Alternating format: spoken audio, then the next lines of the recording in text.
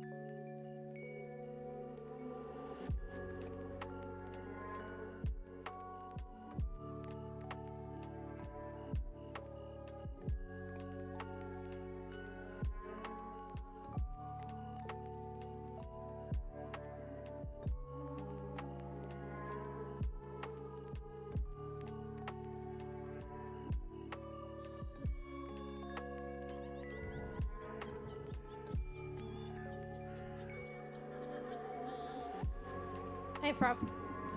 What's so funny? Did I miss something? Hello, everyone. Hello. I thought I wasn't going to stream today. I had an alarm as well and I slept through my alarm. But I set the alarm a different way, so maybe it just didn't go off, but I don't know. I think I probably just slept through it. Or maybe my phone's on silent so the alarm doesn't go off. Anyway, one sec, let me have a drink.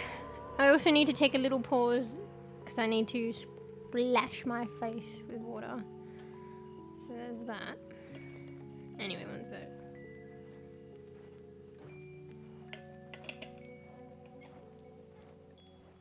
But I got my energy drink. I stayed up really late. Maybe part the energy drink. I had like 2. I'm so bad. I think I am addicted, bro. But like I've run out of my stash because I bought a bulk amount because I thought they were running out. Well, not running out. Well, yeah. I thought they were going out of stock or some shit. So I bought a bulk, which arguably probably wasn't the best decision for the energy drink problem, but... Oh, thanks. Alright. Oh, that wasn't so bad. Fuck, I feel quite overheated. I took my cardigan off though. It's cold weather. But yeah. Anyway, I like stayed up so late. But I surprisingly still got sleep, but I just kind of... It was broken because obviously my cats won't let me sleep a full night's sleep. And I just slept in. But it wasn't good because I kind of had shit sleep the night before as well, I think. Or I don't know. I was just double cooking or something. I can't remember. It's all molded in. When you get lack of sleep, it all molds into one. You lose all sense of space and time. But yeah, I went down the fucking rabbit hole. So all I wanted to do was like rig these sleeve puffs that I have on my model. You can't really see at the moment. Here, we'll go here. Oh, you can't even really see that because they're semi-transparent. Whoops.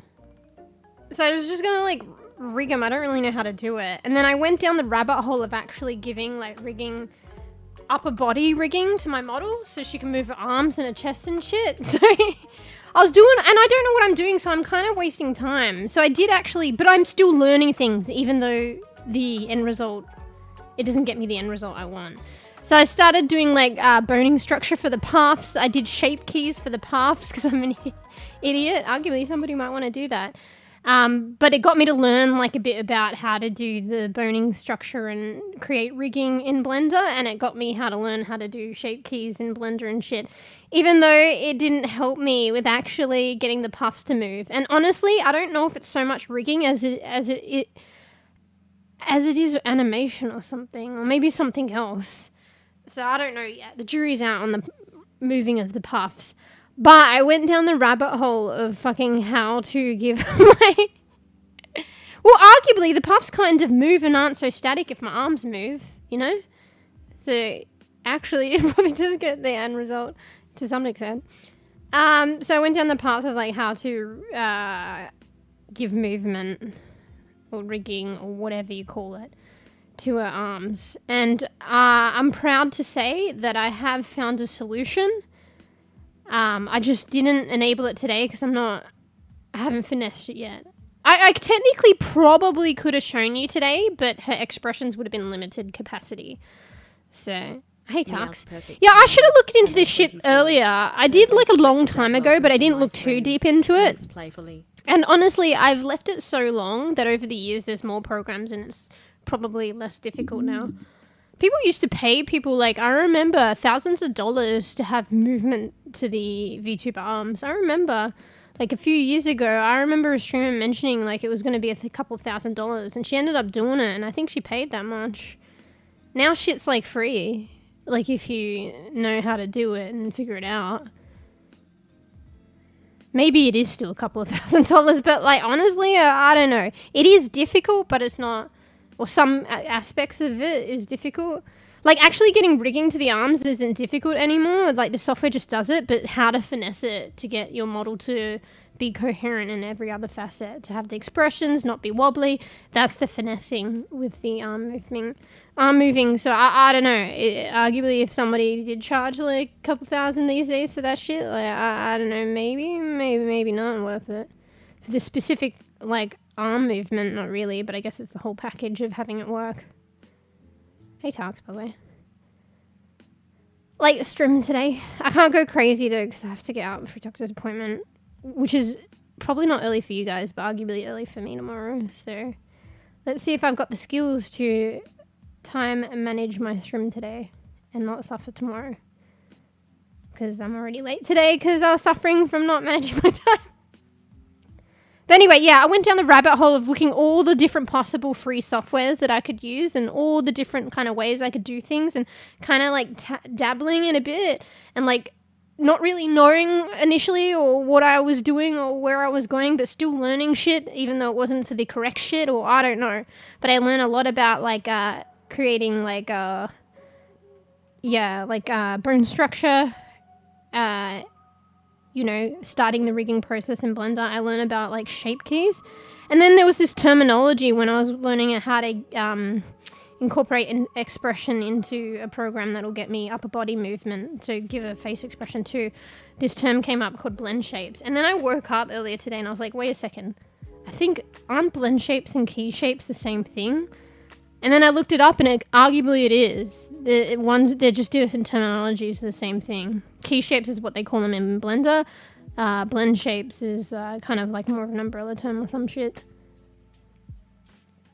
So yeah, I learned so much. So like anyway, key shapes or blend shapes, like it depends like how you're using the terms as well. But like, I don't know, I'll use it interchangeably. But it's basically giving expression to my model. So like my model is like going angry now.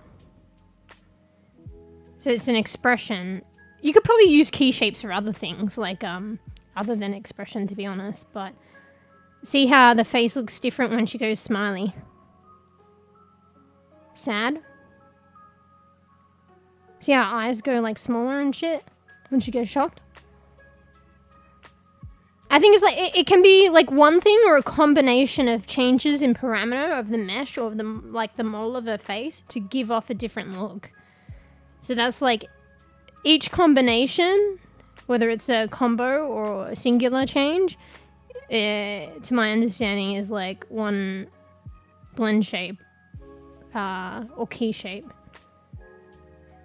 So I can create my own expressions in Blender now because I learnt the key shape thing, although I did it with the puffs, and arguably why the fuck was I doing it with the puffs? Because I thought I could use it to animate the puffs. I don't know. I didn't understand it. But I still learnt the process of like playing around with it and creating stuff. And I did see you could use it for expressions. So now I know how to create my own expressions if I want to. It's still probably an arduous process ahead, but like I have an idea and then try and funnel it down into my model. That was probably arguably the more difficult part, but I've kind of worked that out too. So, I don't know, I just learnt a lot.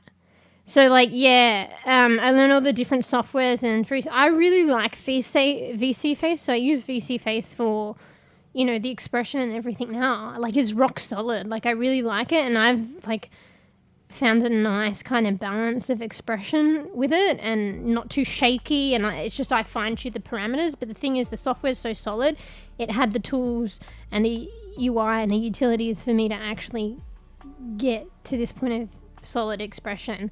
Not everyone has achieved what I've achieved with the software, but if you kind of funnel it and figure it out enough, you can get this kind of stuff, which is pretty solid to me. But I realized, I'm on a rant, so enjoy it, guys.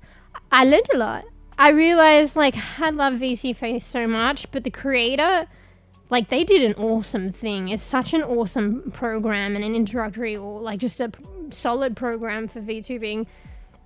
Then they did it for free. But it's, like, years old now, and they don't really have the time to update it anymore, and they don't keep up with it. A lot of people still use it because it's free and so solid. And it has a lot of integrations, or I think where the developer last left it off being quite open to be able, I don't know if port's the right word, but port other software into it.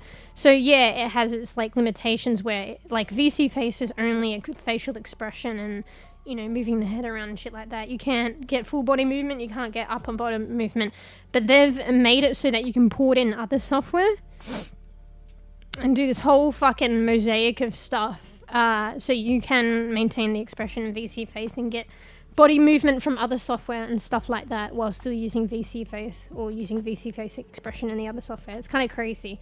So they left it off with that. So a lot of people are still working with VC Face, whether it's other people creating the other software or if it's people still using VC Face in combination with other stuff. But something that I also realized, unlike a microphone, so like you can use a microphone with multiple software at once. Like I'm literally doing that now, am I not? Yeah. So VC Face is taking in the microphone. OBS is taking in the microphone. I don't know, Windows is probably doing some shit. But the thing with cameras is, like, you can't do that with cameras. I'm not sure why. I'm not that techy enough. There's probably reasons maybe it can be done in the future. But literally, you can only use a camera with one piece of software. So when you port in stuff to VC Face to try and have VC Face expression and body movement from another program, you literally need two cameras. You can't have one camera that will do that because both programs need a camera. So I was like, oh, fuck, that's where I'm kind of fucked because I only have one webcam. Then I was like, maybe I could use the phone. I only have an Android phone, and then I went down that rabbit hole, and apparently iPhones are way fucking better. Like, way better for facial, like, detection and expressions than Android and then most webcams, to be honest. But yeah, I was like, maybe I can use my phone, so I tinkered around with that, and I technically could in one combination, but not for VC Face, because I was using experimental facial expression with VC Face, and it's you can't use it on a phone. It's only webcam. I think they were like powering on this technology to enhance, like, facilitate people who were limited to their webcams and don't have an iPhone or like a phone to do things. So yeah, it's just this experimental, like, well, they're probably not going to continue it now, but this facial detection that I'm using with VC Face is webcam dependent only. You can't do it on a phone. I could strip it away, but then I would have the limited expression I had ages ago before I realized that VC Face could do it. And arguably then it would be the same as any of the basic expression I could get anywhere else. So that's why I liked VC Face for it. But yeah, it's like limited to webcam. I think it was like based on this technology to help, like, you know, the disadvantage of using webcams and I guess not like a 5K or 10K camera. It's not as clear, say, as iPhones or like the facial tracking or whatever by default. So like the software kind of uses technology to kind of like enhance that. The capturing, the facial detection and stuff. So that was kind of cool. Anyway, you're on lunch break, Tux. Listening to me, you're probably finished now. Listen to me rant about this, and this is just the beginning. I've got so much more to rant on, and there's no coherency. It's literally just me going down the rabbit hole and like regurgitating it to you guys. Anyway, maybe let's get a little bit of concisity. I made up a word out of this. So, I do have the ability to give Lil Mush, aka myself, some arm movement. In fact, I have already done it to a way that is probably passable to strim, but I didn't want to do it yet because I hadn't fleshed things out and I didn't complete it, and I'd rather complete it. So, basically, you saw a bit of a taste of it on Discord. So she can move around her arms. It's just a bit jittery, so I want to see if I can fine-tune that. And also, I need to calibrate all of the expressions. So this expression of, like, there's how many expressions? I think it was five expressions that VC Face actually provided me, and I calibrated in VC Face, actually, was it? Or they're kind of in the model anyway that I got from Vroid. See, everything just is like a journey, and it comes from all the different programs that I've used over time, or a bit of both. But anyway, so there are these expressions. So, for instance, like now. So, here is happy. Actually, I think it originally came from the Vroid model. VC Face just enabled me to actually bring it out a bit more.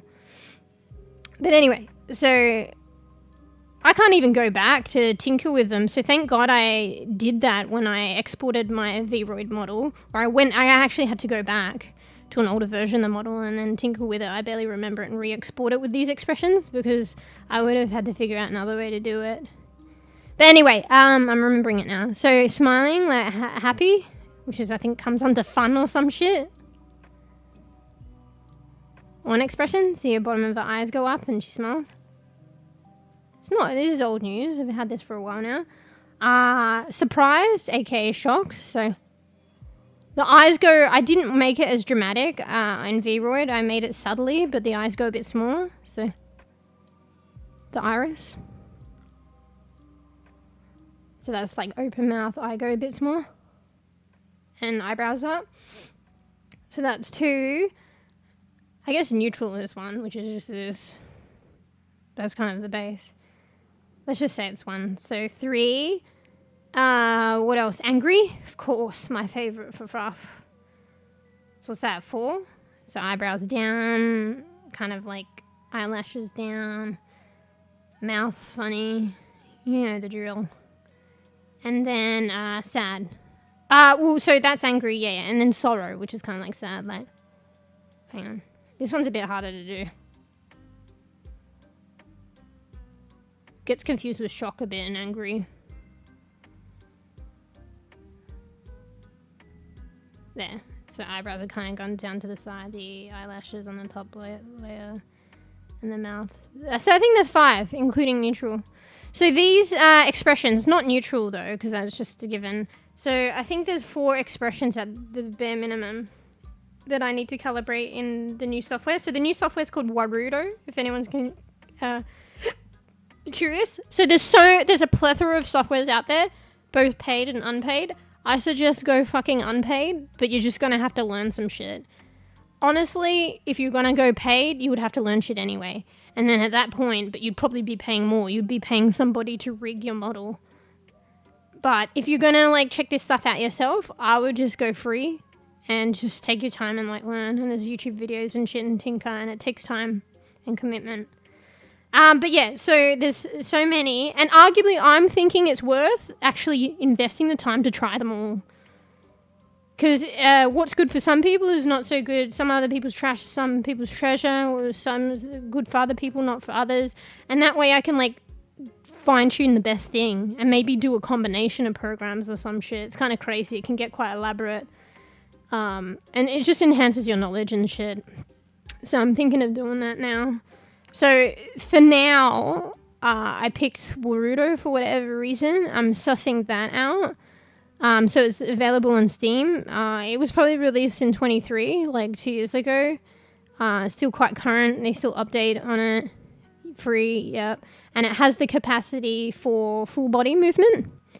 Although what I will be using it for is just to give that upper body movement. So kind of the chest and the arms, which I don't have right now. Right now it's just the head and the neck rotation and the expressions.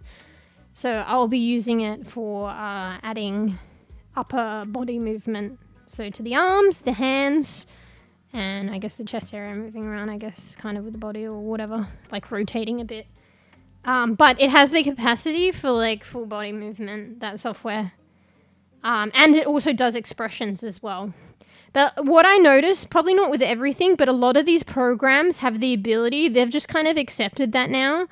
They have the ability to possibly work with one another. It's just kind of like a bit complicated to set up and figure out and do right.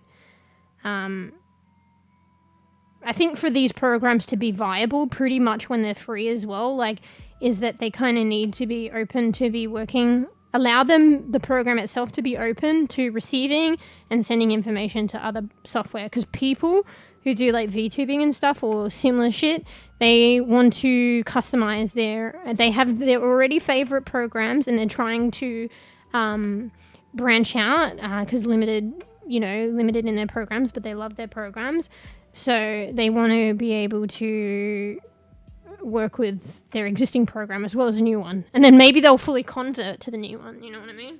Because that's kind of what might be happening now, but sadly, I love VC Face. You can show it again. Show what? I haven't showed it yet. I could take time to show it, but it's just a pain and it's not done yet. So I just haven't been sleeping, so I didn't set it up. Arguably, if I slept a bit more and I didn't like go down this rabbit hole, but that's the whole thing. I would have set it up to show you the limited like movement. Like it's only limited because I haven't, not in movement. It's limited by its expression, the expressions. I haven't calibrated them all yet. And I also have to take time to set it up in OBS, but I didn't do that yet. I could do it now if I really wanted to, but fuck that shit. You guys would have to wait for me to figure out how to calibrate with OBS, and it might not be successful and whatever. Something about the face. I'm just showing you the existing shit that is not new news. I'll see you, Tux. I'm probably not going to be here in 6 hours if I'm a good fucking bean. But it was nice having you here, actually. Lucky on your lunch break. Too bad you had to listen to me, like, ramble on about this. I don't know, unless you're curious. You guys can get your own models and shit. Some of this shit borders onto virtual reality things and, like, interacting with your computer, with your body. Because I was like, VC Face could capture your upper body movement with this thing called leap motion. And this is like a camera. And then leap motion is a little bit old tech now, but it's like this camera you kind of put on yourself or your PC monitor, I don't know, something. And it basically captures your hand and arm movement or hand movement so that you can interact with your PC with your hands instead of like a mouse and keyboard, if I understand correctly. So it wasn't actually necessarily designed for VTubing, but it allowed for that to capture hand movement. So it was kind of like interesting. And this is like old tech too. Like they don't really sell leap motion, and you'd be hard to find one. And honestly, you probably shouldn't because it won't be catered for anymore. It's old tech. But anyway, so this is not just VTubing. This borders onto like technology of like virtual reality. You know, interacting with like computers differently. Like, hey, that'd be kind of cool. You know, interacting with like your hands and shit. I don't understand and get how that works, even if it is old tech. It borders on like, you know, in the future maybe we have holograms, you know, in the movies and shit. Maybe they already have it. I don't know, and swiping things away with our hands and tapping things, and it's like fucking that's interesting. Or you can VTube. Anyway, so hope work goes quick for you, Tark. Hang on, I'll mute this. I need to snort and not anything naughty. Just congested. One sec.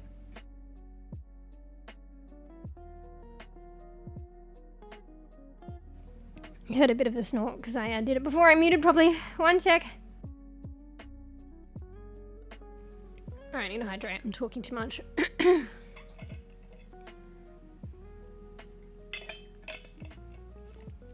I was in Overwatch with Lucio and Doom versus Doom, and I almost won solo battles. What, versing a Doom? If people who are good with Doom, they're pretty punishing. They'd probably smack that Lucio around. If they're a good Doom. Good with Doom. The facial expressions I was showing you is just like to show you what expressions I have in VC Face and what I'm trying to establish in the new program, Warudo, so I can have the upper body, like the arm and the hand movement tracking as well. But I need to calibrate the expressions that I love from VC Face into Warudo. I could port VC Face into Warudo or vice versa, but I need 2 cameras, and that was the dilemma.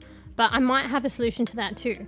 But I'm just going to try this full-on, go with 100% Warudo way, and then try that out and then go back. But anyway, so I was just giving you an example of the expressions that I need to recalibrate, the ones that I have in VC Face working, and that I'm using now and have always been using, that I showed you before. And it was new because I didn't know how to set it up in VC Face until probably like a year ago, and I've been using VC Face for like 4 years, I don't know. Well, okay, maybe not 4 years, but like 2 or 3. Anyway, so it's the, it's called Warudo, W-A-R-U-D-O,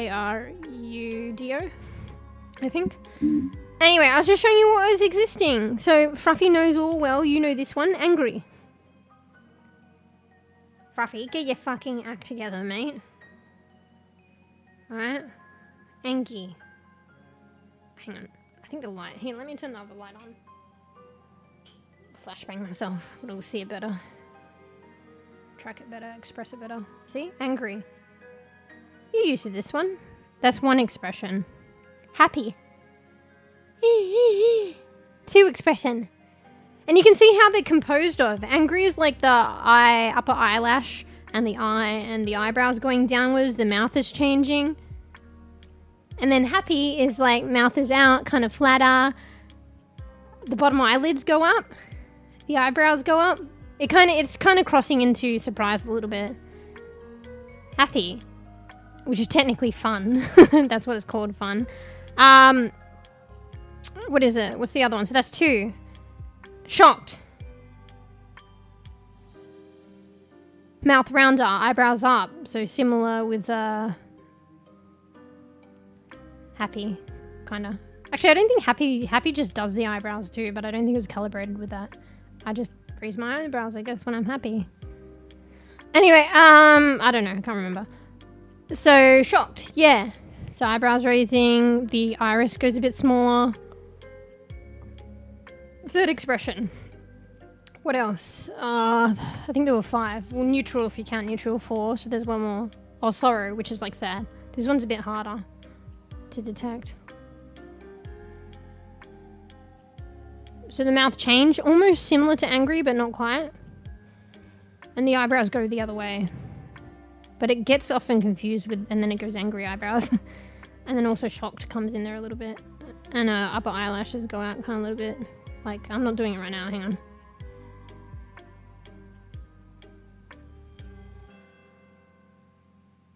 Yeah, it's a harder one to pick up and maintain.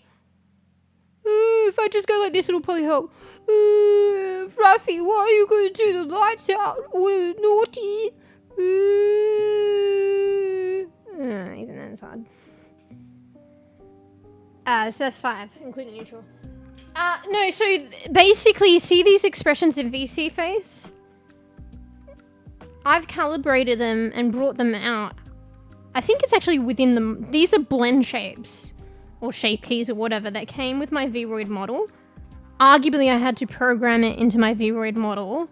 So this is way back in the beginning. My model, at its core, is and was and is a vroid model. So that's a program, a free program that has its own problems. That you can create a vroid, 3-dimensional vroid model. You can create a 3-dimensional model for VTubing or other stuff. That's what that program is.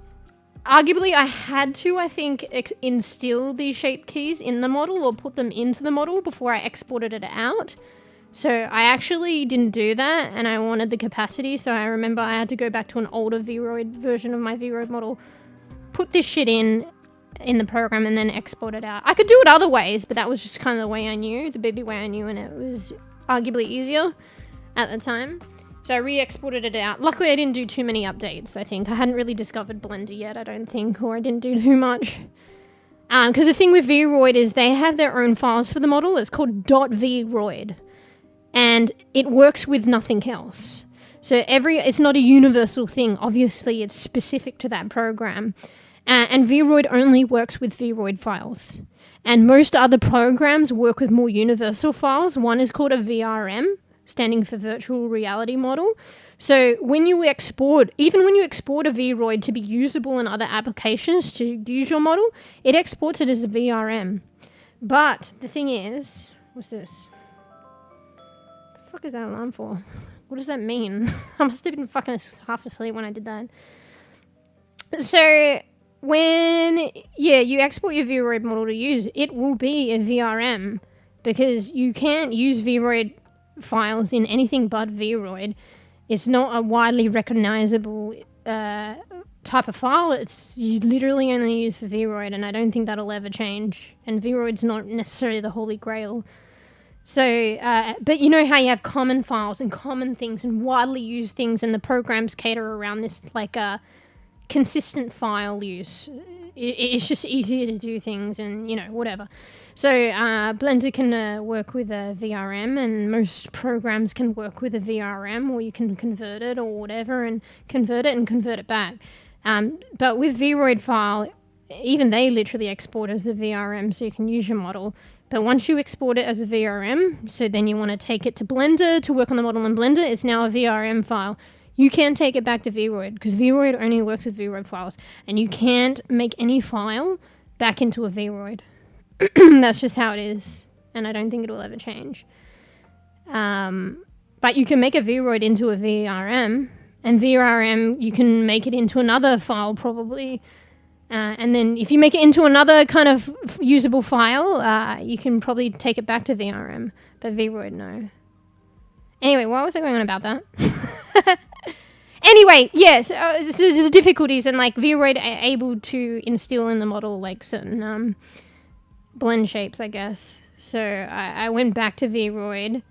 See, but then you're like, how do you continue to work on your model in vroid? Well, let me tell you, vroid saves a file of your most recent model before it exports it as a usable VRM. So it saves the file as a vroid file, and you can continue to work on that in vroid and then re-export it out as a VRM. But the thing is, with vroid, you're exporting as a VRM to be used. But you could also use it as a VRM to work on your model in Blender, but then there's the problem. You can't bring it back to vroid. You'd have to go with your original save file in vroid before you made changes in Blender to work back on it on vroid.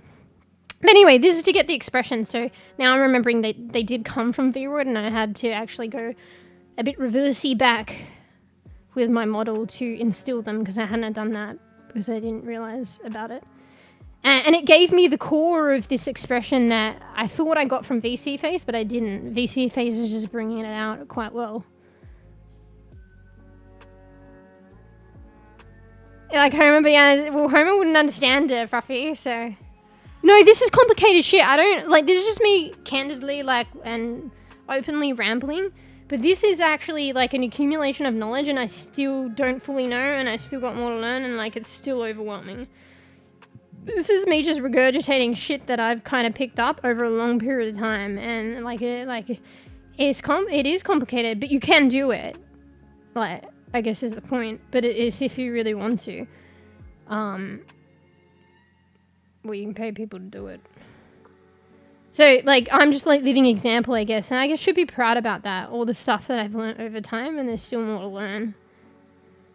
And it's kind of cool to see the stuff trickle in my journey. So I got the blend shapes. Now I'm realizing I got these expressions from vroid, which was my beginning software for creating an avatar. You have softwares for like creating your avatar model, and you have softwares for like being able to use them. That you don't create the avatar, but you import the avatar to the model, or whatever, I should say avatar, maybe the model, and then makes them, you know, rigged, usable. So VCFace, you don't create the model. So VCFace was my kind of second software, but my first, I guess, I'm pretty sure it was the first make my model move and usable software. But it doesn't create the model. And vroid was my first, because obviously you create the model before you use the model. Yeah, so vroid to VCFace, but they're two different kind of softwares. So yeah, I don't even work with vroid anymore, but I obviously still work with VCFace. But yeah, I got the blend shapes, I guess, from the model I got from vroid, and VCFace just brought those expressions out. And then I'm talking about these expressions, aka blend shapes, aka like key shapes, aka happy, sorrow, angry, surprise. So I'm trying to calibrate them in Warudo. What I can do, so I had the 2-camera dilemma. I just recently, thank you, lucked out with another camera. I thought I didn't have a second camera, so that's why rather than using my expressions, I basically can use VCFace for expressions, and I can use Warudo for body tracking, because VCFace doesn't do body tracking. It only does expressions. Warudo does everything, the whole shebang, but I like my expressions with VCFace. But, like I said, softwares can be like, you know, hodgepodge. They're open to, a lot of them are open, and VCFace and Warudo are open to working together. Not officially, but they've left their programs open to be able to send or receive information from one another. So but I need a second, because each software needs its own camera. It's not like a microphone. So this is a new thing that I did not know. but I didn't have one. But now I do. And like I said, one could say the phone, but I did kind of go that avenue. And then I also realized with VC Face, its expressions are limited to webcam. It can't be on the phone. But I could go the other way. I could do the body tracking probably on my Android phone with Boruto. I kind of don't want to use my phone unless it's like an iPhone and I'll get exquisite fucking expressions. Because I'll have to figure out how I'm going to sit it up. Also, it's using my probably personal phone. Also, I noticed that they get overheated, but maybe there's a way around it. And I do like 11-hour streams, so I don't know. Yeah, exactly. That's what I mean. I don't know how people use them anyway. So the only exception that I would do, and that wouldn't entail the VC Face setup that I have, although you can port them into VC Face, the iPhone expressions, it'll be more getting expressions from iPhone blend shapes. It's called like an ARC kit, ARK kit, and I think apparently it's got 52 expressions, 52 blend shapes. It's a thing from Apple for other things. It's actually like the best, apparently. And I can import them into VC Face. See, VC Face is quite versatile, and it's like old tech now, but it's still quite valid. But if it's not being worked on, I think eventually it'll fade away. And you're getting these softwares like Boruto that will do the whole shebang. But VC Face has been very solid, and it's a free program, and it's so solid. Anyway, yeah, so I don't like the idea of using my phone unless I eventually get an iPhone and it's to get the added expressions and then whatever, and then I try it out. And then I'll have to get a stand and that kind of thing. And yeah, because I tried it out on my Android, although I realized it wouldn't work with the VC Face expressions that I got right now. But I did try out some stuff on Android because you could use VTube Studio on Android. VTube Studio is they have an app. It's software on Steam, but it's only for live 2D models. So at the moment, like this is probably highly reductionistic, but there's kind of two kinds of models. There's 2-dimensional and 3-dimensional. And in my eyes, I kind of see it as the 3-dimensional Viroid, which is not necessarily the case. It could be any 3-dimensional model. And then it's 2-dimensional live 2D model, which there could be other 2-dimensional models, like I guess like PNG tuber technically and stuff like that. But there's like that division of 3D and 2D. VTuber Studio is only live 2D. Maybe 2-dimensional models, but I heard it's only live 2D. But apparently, if anyone's interested, there's a workaround, but the app will allow you to use the software for tracking for a 3-dimensional model. I don't know, it's confusing. So if you use the phone app and you want to use your phone for like tracking for say see how I use VC Face to get my model moving and shit like that. If I want to use my phone for extra kind of tracking movement of the model, and then I put it into VC Face, it can work with a 3-dimensional model that way. I don't know. I don't even fully understand it now. So that's the only exception where it will work with a 3D model for like a particular use. So not for the whole desktop program and plethora of stuff that program does. Anyway, see, I'm still learning, and there's all this fucking shit. I went fully down the rabbit hole. You can understand why I lacked a lot of sleep, but I learned a lot. Anyway, sorry, let me go back.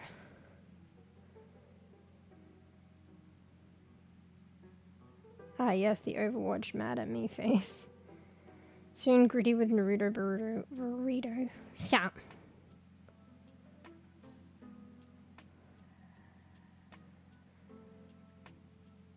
I don't understand it or what I'm seeing. Wait, you don't understand the expressions that you're seeing? And also, so yeah, right now I'm not adding new ones. I'm trying to transition to another software to test it out.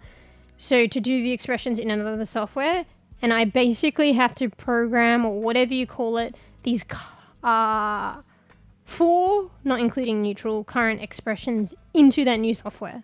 So I'm programming the current expressions you see from VC Face that came with my Viroid model. I'm trying to get them to be expressed by a new software called Boruto. And then I could add new ones. But that's further along the track. Like, I already have, understandably, my plate full. But I did learn a lot of stuff. that yes, Rafa, I can have the ability. I think I have the basic knowledge to create my own expressions now and seamlessly through the whole journey and the whole process implement them. Because I also like tinkered around with Blender and key shapes, which is essentially the same as blend shape. So I can create key shapes / blend shapes, aka expressions in Blender. I literally get a sculpting tool, move the face around, create an expression from the neutral face, and it can change to that and save that in the model. I can create a key shape, blend shape expression in Blender. And that'll be in the model. And then with, I probably could do it with vSave face, but they're limited slots. I don't think there's limited slots for blend shapes expressions in Warudo, or they have way more. And this is what I'm learning now in Warudo. Then I take that, I should use one word, but there's so many different words. I take that key shape / blend shape / expression I made in Blender, and I import it to Warudo, and then I set the parameters, and then, Warudo tracks it and gets it to express, if the parameters, the threshold is met via what information the camera is picking up. If it exceeds the threshold, then of the change in facial expression, then it will trigger that expression. So, from creating to implementing, I probably could do it. I haven't done it yet.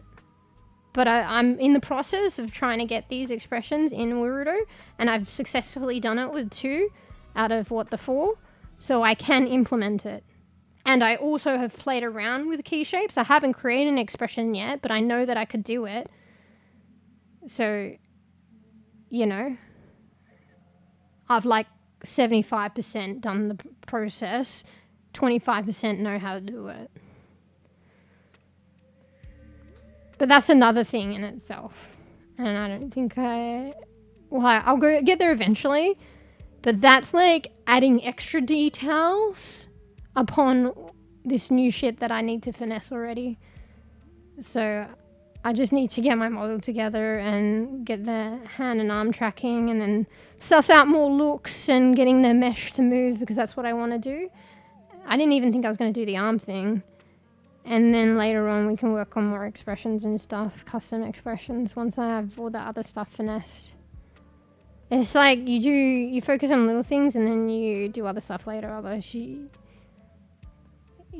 leads to the other stuff later. You can't do all this fancy shit until you get your fucking ground foundation solid, so. Anyway, hey Daz. I've got to keep an eye on the time, actually. I could ramble about this. I haven't even rambled about, even half the shit that I learned. Anyway, sorry, I haven't been reading as well in my bed.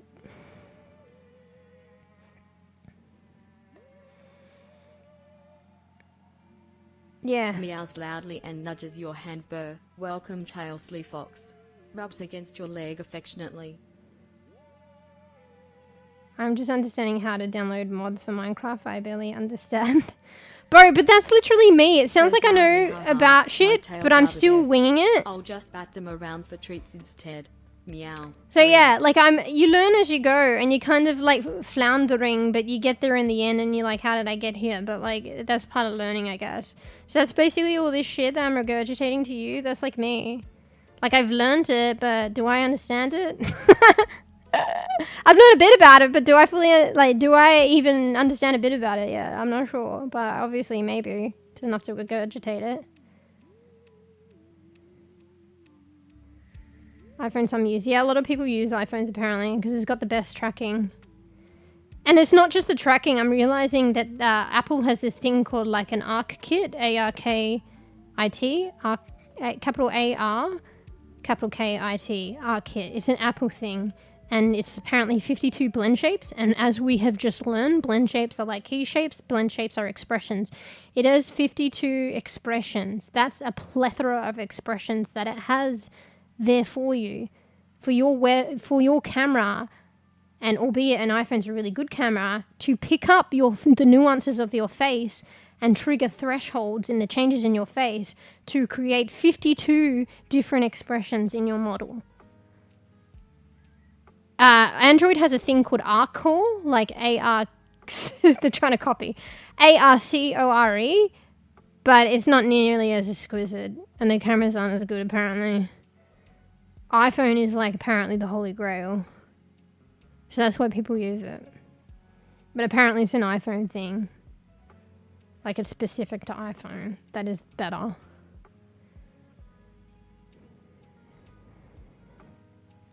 But just GLaDO Stream Deck or Pad? Oh, you mean Gelato?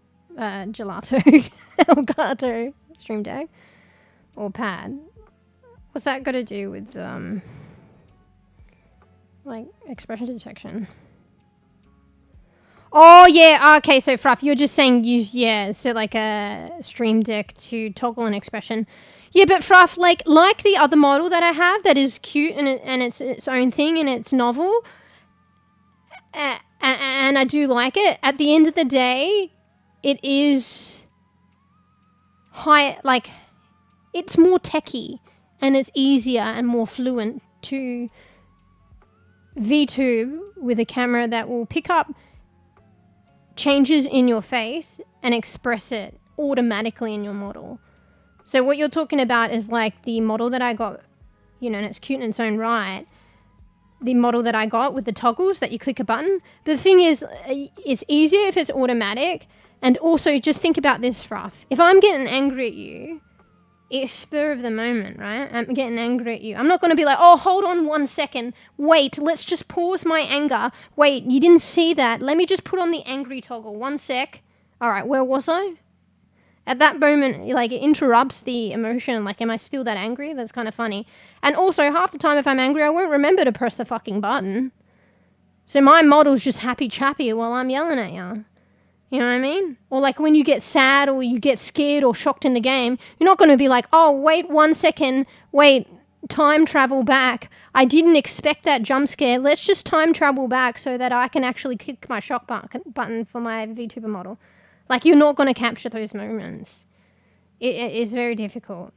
It's a nice and nuanced thing in its own self, and like not to downplay it and that kind of thing. But at the end of the day, if something can be automatically detected and expressed, A, it's no effort on me to press a button. And, with streaming, pressing a button is managing another thing. And B, it will capture those moments that don't necessarily get captured. It's like, these are moments that aren't premeditated. There's no way for me to capture that moment automatically. Unless it's with software and a camera doing it automatically. But like me, by pressing a toggle button, like, it's just not going to happen. Yeah. The model in Discord, I don't understand it. I'm seeing. I know it's rigging. Oh, I know. That's just like a load of crap that may or may not be interrelated anyway. So when I was looking at the bones, like, you can do it for rigging, but that was me fiddling around with the mesh. The puff sleeve pups, trying to give it bones. Arguably, I'm not supposed to do that. I don't know. Mind you, those were already existing bones that came with the model. I was just trying to add and figure out and fuck around with it. But to be honest, actually, what the software is doing, getting my hands to move and shit like that, it is using those bones. But I didn't create a lot of those bones in the arm. They came with the model. And I didn't really do anything, to be honest. But I showed you a picture of it. So these were the existing bone rigging that came with the model. And I was trying to add my own and fuck around with it.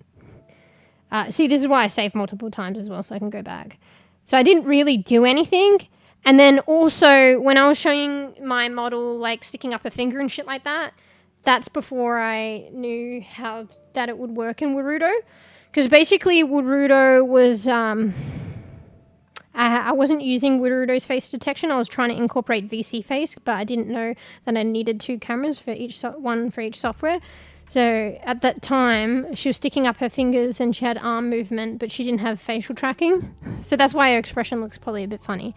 Also, there was shadowing and stuff that I got rid of. That looked funny. She had like a fringe coming down from her shadow. A fringe coming down from her shadow. A shadow coming down from her fringe onto her face. It made her look like shady, like sussy. I fixed the lighting on that. But yeah, she was having just automatic like facial wobbling and blinking, but she didn't have like facial tracking at the time. And then because I didn't realize how to get it to work, and then I realized I needed 2 cameras. But I could just go the Warudo way. And then eventually that leads to what I was saying. I need to calibrate the blend shapes to use Warudo, and it's not even done yet. And blah, blah, blah, blah, blah, blah. So I'm figuring that out and getting it done now. But at the time when she was sticking up her finger, she didn't have any facial tracking. It was just the arm tracking in Warudo. Which was kind of off the bat. Like, it basically was just like loading my model and it was there. I feel.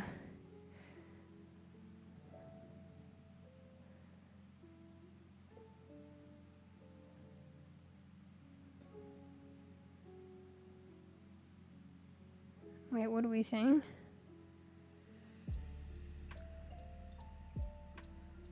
My tails are the best.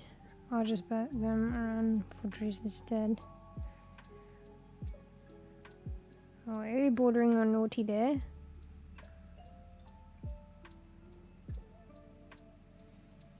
I think she even understood what you're saying, Fluff. Alright, I need a drink. Alright, well, if we're playing the game, we've got to transition to the game in like, I don't know, half an hour or something. This is going to be a shorter stream, so if I transition into the game in like half an hour, I'll probably have like a couple of hours of gaming.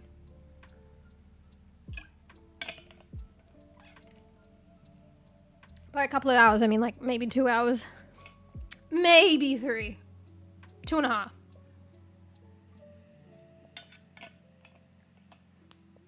Fuck, thirsty. Probably shouldn't drink a caffeinated drink, but it's good.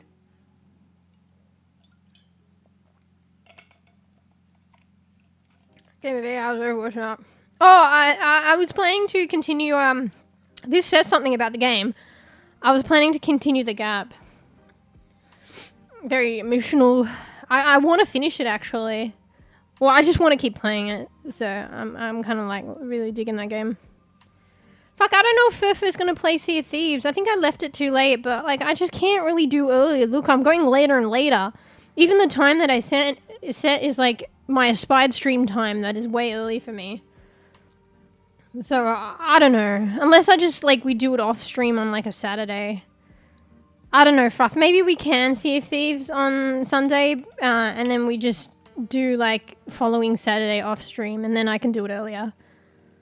I can play games earlier if I don't have to set up for stream and shit, and there's not like the requirement to be like with it to some degree.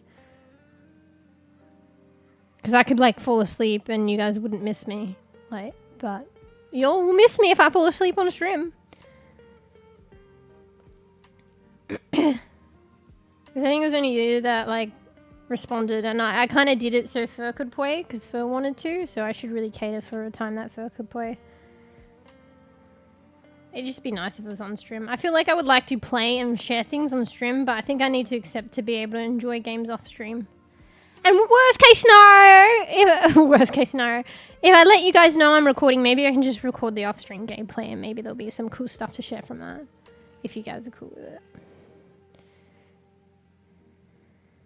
Zelda all day, game is addicted. I just actually like the game. I really like that game. Yeah, that's what I'm saying. To be fair, I don't know if Bees has had time to respond yet. I think Bees would probably play. Koof might play if Koof has the game, but I don't think Koof has the game.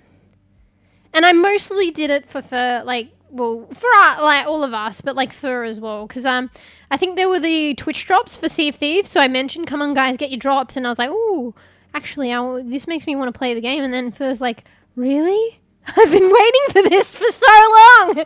So, and then I was like, oh, and I was like, yeah, okay, let's play. So it was mostly for Fur in that respect, and Fur's excited, but then that's kind of moot if I don't make it a time that Fur can make. Fur's probably not responded because it's a bit of too much of a late time on a Sunday too. Sundays is like a day that I've done so Tarks could possibly play. But Tarks can't play most times anyway, and Tarks is like uber late if Tarks can play. So Fur and Tarks are on the other side of the spectrum. So it's like a real shit day for Fur, and even if it's later. And then, but I did Sunday, so Tarks has a chance to play. But Tarks, if it has a chance to play, will play later. And then most days, Tarks can't play the day anyway. Like, albeit, it would be nice to do Sea of Thieves with Tarks too. But probably just not going to happen, unfortunately. Or not with her and not anytime soon, easily. Probably, I don't know. Yeah, so I'm thinking maybe we can it, and maybe I'll do it on a Saturday, much earlier, and I'll check if Fur can play. My bad. But yeah, I think Bees probably could play, just hasn't responded because of work. As long as Bees doesn't fall asleep. And yeah. Bees wanted to make the Minecraft thing but fell asleep. Understandably, it's like at some kind of shit-ass time for Bees. Most of the time when Bees is playing with us and hasn't fallen asleep, it's like at some fucked up hour.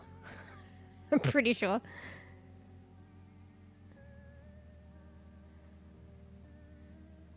I feel Fur switch every time he says he downloaded DBD, but did he play?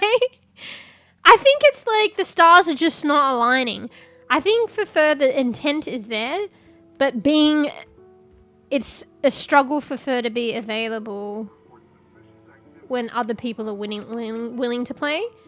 And also, I think it's dependent on other people really organising to play, but also it being a time that Fur can play.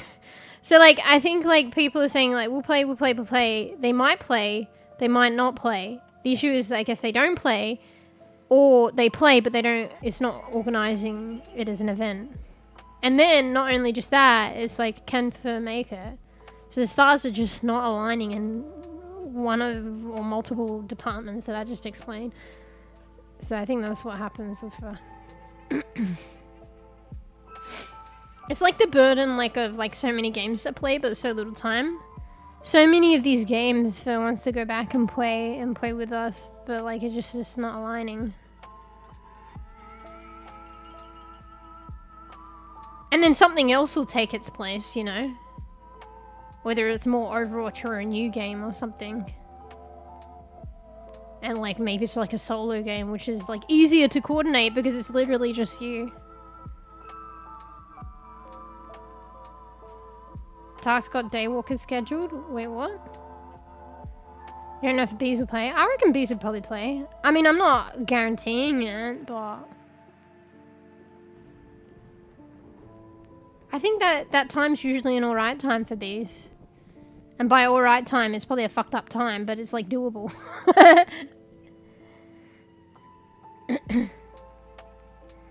Yeah, Bees slept.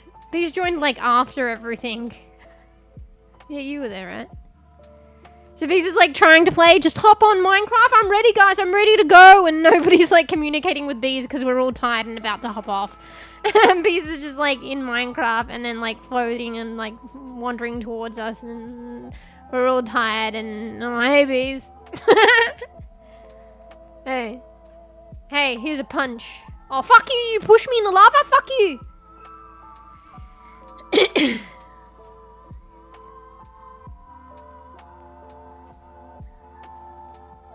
Oh, you mean you? I thought you said further. No, you did say fur. Oh, but you're just saying, yeah, you're not playing it because you're playing Zelda. Exactly, that's what I mean, the stars aren't aligning. So yeah, why hasn't Fur played DBT? Well, Fluffy, have you organised it? Fluffy, are you playing it right now? And also, can Fur make the time, you know? Yeah. I think that happened another time before, but that's fair enough. Like, we forget being around the world. Like, I forget, I don't know exactly, you probably told me, but like, I think it's a really weird, fucked up time for Bees, to be honest. It's probably like, when we start the dragon, it's probably like fucking, like, we're starting our adventures. It's probably like 2-3 a.m. for Bees or some shit. You know? Or it's probably like at a weird time, yeah, like 2 a.m. So it's like, do I stay up and not get sleep? Or do I sleep and hopefully I'll get up? Or do I sleep for like 1 or 2 hours and then get up and then not go to sleep? Like, you know, it's like a fucked up time. I think what happens with these is I try to stay up on my computer chair. I fall asleep and yeah, I don't get up. That's probably literally what happened. Yeah. And Bees is like fucking FOMO. FOMO in Bees' dreams. Fear of missing out. Bees is dreaming about like watching us through a glass pane, attacking and combating and traveling the dragon, attacking the dragon, and Bees is just looking on in the dream behind a silver a glass pane, silver rimmed glass pane. FOMO.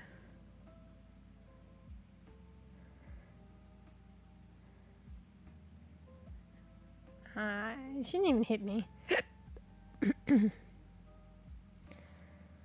Bro, why was that so difficult? Mind you, Minecraft is kind of fucked up. Like, you have to throw the water on flat ground because that's realistic. When you throw like water on a flat ground, it definitely does not trickle away. And also you have to grab a bit of it from the exact center, which doesn't always work. It has to be the exact center. You can't, you know. I mean, it's not really realistic to throw a bucket of water on flat ground in real life and it still be like scoopable. But if it were scoopable, surely you could get it from not just the exact center. And then also, like, how does it work? You scoop water, you spill water onto the ground. You scoop the water from the center, and then apparently all of the water just magically appears back in the bucket. And also you didn't lose any, you know, because when you drop throw a bucket of water on the ground, it definitely doesn't dissipate and like gets lost. I know, it makes no fucking sense, and it's also difficult for no reason.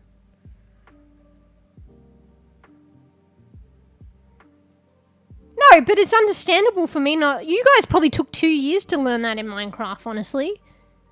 And I learnt it in 1 game session, so I should be proud. You see that fucking... It's not that intuitive. It's in fact very unrealistic. It's very unrealistic and complex. For no reason. Also, I like how everything was explained, and then we go in and nobody explained that we had to go to the top of the towers and how to get to the top of the towers. If anything, arguably that was the most important thing. How do we attack the crystals on the top of the towers? And yes, they're going to be on towers very high. So they are going to be high. How do we deal with that? No, Fur just said they're at the top of the towers. Break the crystal, they're at the top of the towers. The most important thing is how. No, before we go in. And also the arrows didn't fucking work. That's what I'm saying is the most important thing. Because, you know, arguably maybe I would have been like, oh, there's shit on top of the towers. I would see it anyway. But what you don't have time to think for while things are trying to kill you, the Endermen, is like, how do you do it? So I literally ran around doing nothing for like a good fucking half an hour. That's what we needed to go through before we went in. How are we going to do it? Alright, we chip at the ground and we build like platforms up. We build a platform halfway and then maybe our arrows will reach it. We build a platform all the way up. Okay, somebody distracts the Enderman, somebody harvests the block and places them. And then somebody tries to attack the dragon. I don't know, like how do we do it? And then like allocate roles which enable, like facilitate how we do it. That's the most fucking important thing. Fuck's sake! But I liked that Fur tried because you were just gonna go in there, right, bruv? With nothing. And me knowing nothing. Did you make it up? Yeah, but I didn't realize they'd be that high too. Like, yeah, we were about to go in and Phil was like, I appreciated that, even though in a way it did jack, but I did appreciate it. Phil was like, hold on. Mish, this is what we're doing. I was like, oh yeah. Good idea, Phil. I appreciated that, even though it kind of amounted to nothing, to be honest, because what's important is how we do it and role allocation. Yeah, but it kind of did nothing anyway. I mean, it gave me some idea, but, like, to be honest, it did nothing when I went in, because what was most important is how we do it. Because it's all hectic, and the Endermen are chasing you, so there's no time to kind of, like, you know, stop and be like, okay, now that we're in and we're getting slaughtered and the dragon, this is how we're going to allocate roles. This is what we're going to do. There's no time for that.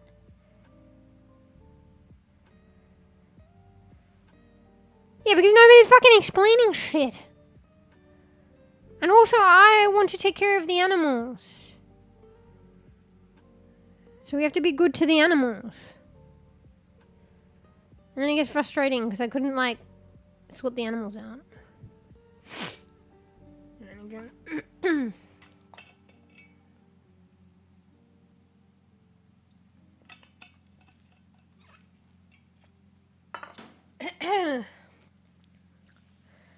Anyway. Got your fox? Oh, yeah, I think I did. Yeah. There's too many animals. And I just want to have all the animals. I need to stop that.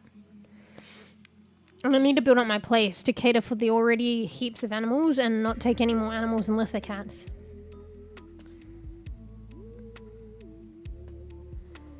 Yeah, I think they're in the back, or the front backyard, whatever. That area is safe anyway, right? Because you have all the corals and the cats and shit that keep the bad shit away or some shit. Yeah, I need to work on my house. I haven't even, like, I want to do something like fur. Like, the idea was there, but then I just got caught up with playing and then, like, getting all the animals and exploring. So my house is, yeah.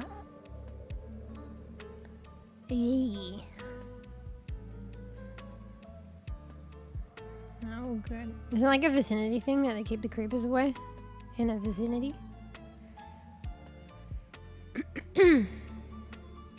Also, I got this new plugin, if anyone's curious. It's called, what is it called? Is it Spout or Sprout? I think it's Spout. It's called Spout 2. So it's a plugin for OBS. And it can help with, like, programs that show your VTuber model. It can help with taking the UI out of the way. So look, Fruff, I'll go change my model. I'll go into the, I don't need to hide my model anymore. So look, I'll bring up the UI and shit. See, you're not seeing any of it right now. You're not seeing any of it. I'm going to avatar selection. Look, I can change my model. Hang on, I'll go to an older version. I'll go to the older outfit. Wait, this one's fucked up. I should go to the fucked up one.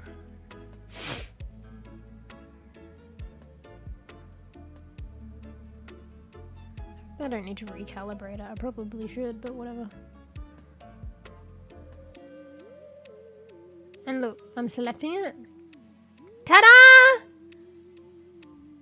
You're not seeing it. I'm looking. You didn't see anything. This is just a little bit of an older version of my model. See, I used to have to hide it because you would see the UI. So the Spout 2 thing plugin, I don't know even how it does it. It's been around for a while as well because the dev is not that active. Well, they're not that active anymore about VC Face, but people will ask them questions and apparently they respond and stuff. But they spoke about Spout a while ago, Spout 2, to stop this. And apparently it's like easier to capture in OBS rather than doing game capture on VC Face. And Spout 2 works with other stuff as well. I think something to do with Warudo requires it. Oh yeah, for stuff to be captured on Warudo, I think there's other ways, but Spout 2 is a good way to go. So now I'll have it for Warudo too. Yeah! Is this even the model I was using? The makeup looks a bit different. I think this was a test one.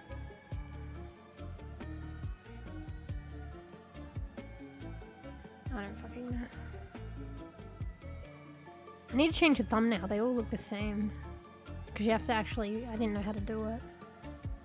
You know, in the selection menu, when you're selecting the model, they all look the same even though they're not the same. Because I didn't know how to change the thumbnail. Holy shit! Ayo! Ayo, ayo! Whoa! I'm on fire! Ayo. Holy shit, that's so bright. My eyes fucking hurt. Did I use that one?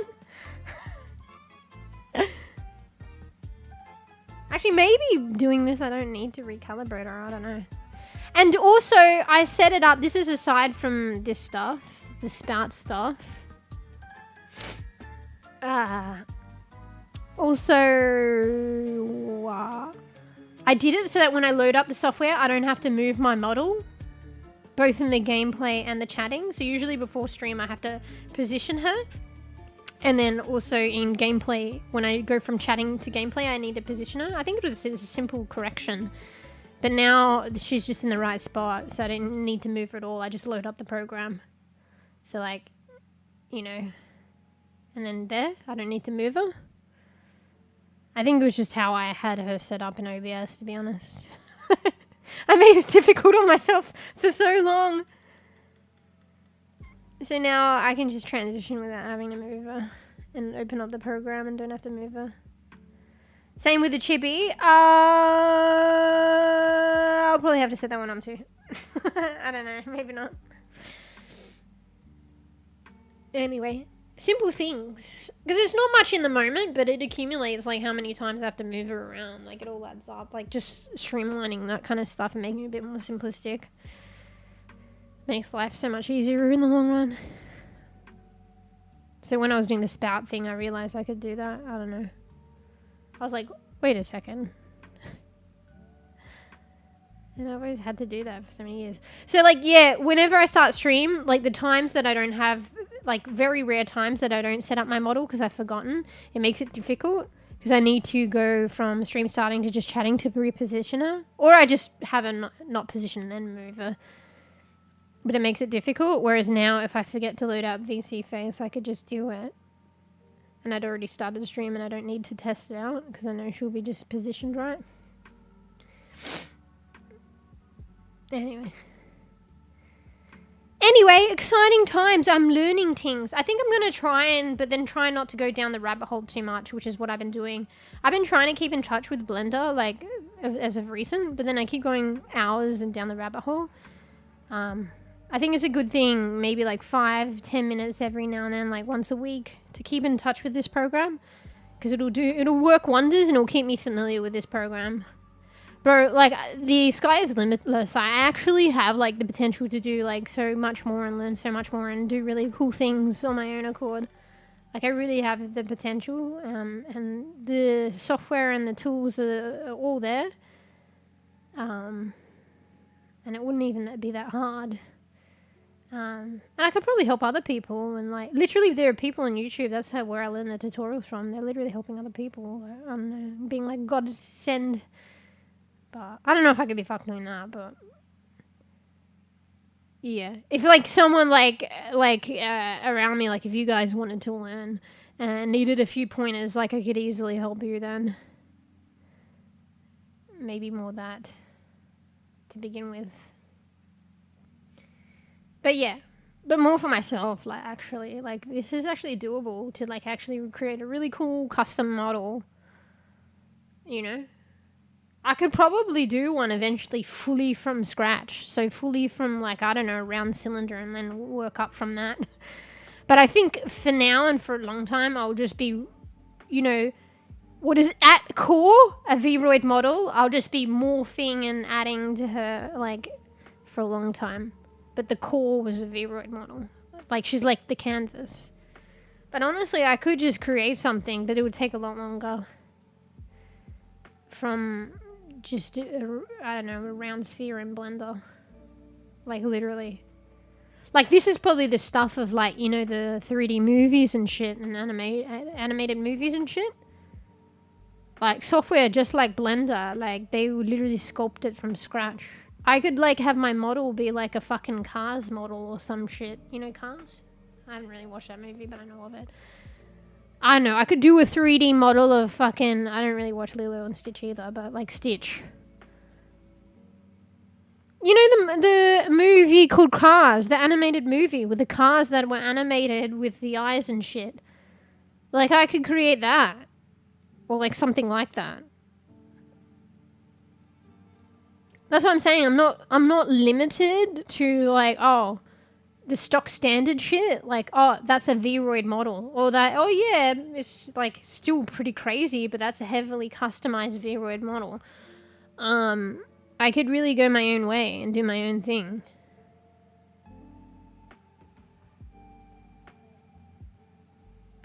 But there's nothing wrong with that, but there's something to be said about, like, you know, it makes it accessible and people can learn and do great things on stock standard shit and stuff, so... I mean, that's what I'm doing. This is a Vroid model.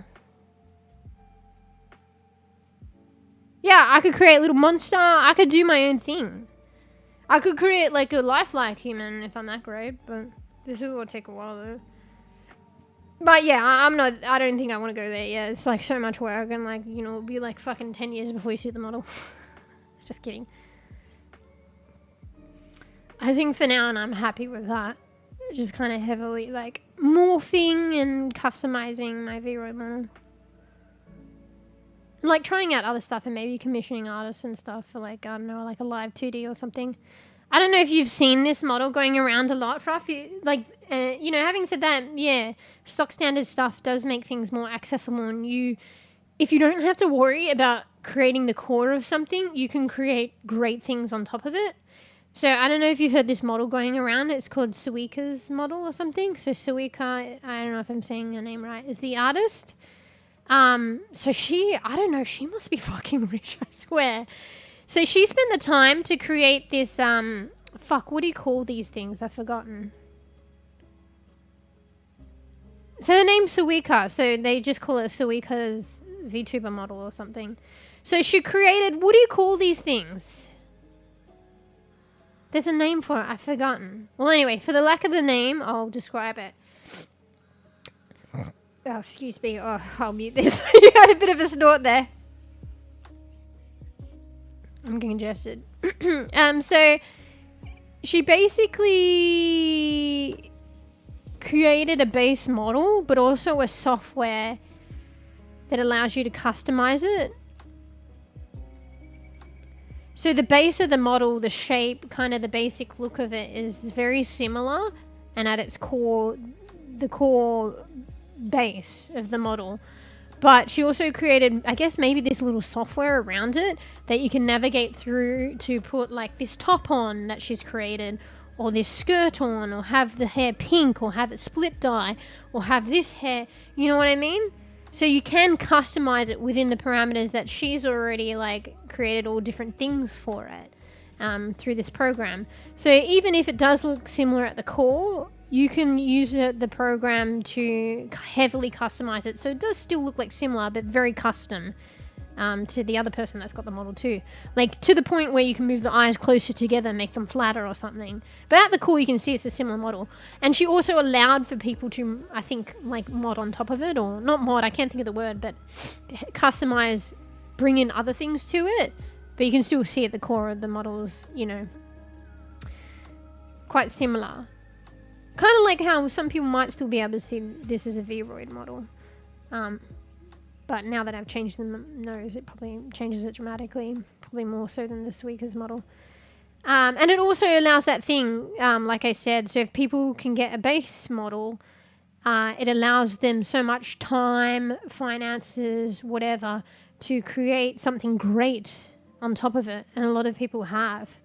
And this model is like affordable. It's not cheap, but it's like in comparison to like what I was saying, to get a model customized, like custom created model and rigged, you know, it's, you know, you're going to be paying you've got like a pretty good price if you're paying for a rigged model, minimum 1,000 AUD.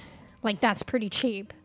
So minimum 1,000 AUD, when realistically it'll be a couple of thousand. So let's like go from a model from that point of view. So this model I think is like 200 AUD, and that's like it's not just the model; it's the like customize it with software. Within the software, like you can literally already ready to go like Vroid, even though Vroid is free, but it's more elaborate than Vroid. You could put like customize, oh, I want this dress, this top, this hairstyle, this, the eyes close together. You literally get that all for 200 Australian dollars. And then you can actually put stuff into it as well, like extra custom stuff, whether you commission someone else to do that or you create it yourself. So that's pretty good for 200 AUD. Like, it's not, $200 is a lot of money. It's not super cheap, but when it comes to, like, getting into, like, VTubing, or even if you're already existing in VTubing, or if you want a different model, $200 is, like, way affordable than 1,000. Do you know what I mean? Do you know what I mean? But the thing is, with the $1,000 model, you'd be lucky to get it for that, but it will probably be, like, a heavily unique and custom model. Depending. Honestly, it probably won't. You'd be lucky to get that for 1,000, but let's just say 2,000 then. Minimum 1,500, 2,000. It'll be like probably a heavily custom model. So with this one, people know that it's a 𝕽𝖚𝖕𝖘 model. You can kind of just tell at its core, even if it's been heavily modified or customed or whatever, you can still see it's her model. But it's a really like aesthetically pleasing one, like a cute one as well. So yeah, so I don't know if you've seen the craze. You probably not have realized it, but if you've seen multiple people, VTubers stream, a lot of them have like a similar kind of model, kind of anime-ish like. I can't really explain it, but if you're wondering why they look similar or there's something familiar about them, it's probably because it is 𝕽𝖚𝖕𝖘 model that's gone like viral. And that's why I'm saying she must be rich, because even though it's $200, like thousands and thousands of people have bought it, Fruff. Like, I probably shouldn't look at this thing, but it's kind of crazy. So I can't remember, but let's just say, because like I wouldn't put it past it at minimum, like 2,000, 5,000 people have bought it. So let's just go 2,000 times 200. Holy shit. Like, that's $500,000, Fruff. Already. Did I calculate that right? $200 times 2,000 people equals 400,000 Australian dollars. That's $500,000. She must be rich now. Holy shit, she's pretty humble for like, nah. I think, like, she seems to have like a, yeah. I don't know anyway. Can you imagine though? Like, I mean, I don't know the situation beforehand anyway, but just for anyone, like, everybody's different and probably would react differently. But like, from going one day, like, from one day to another, you're like, honestly, probably a millionaire.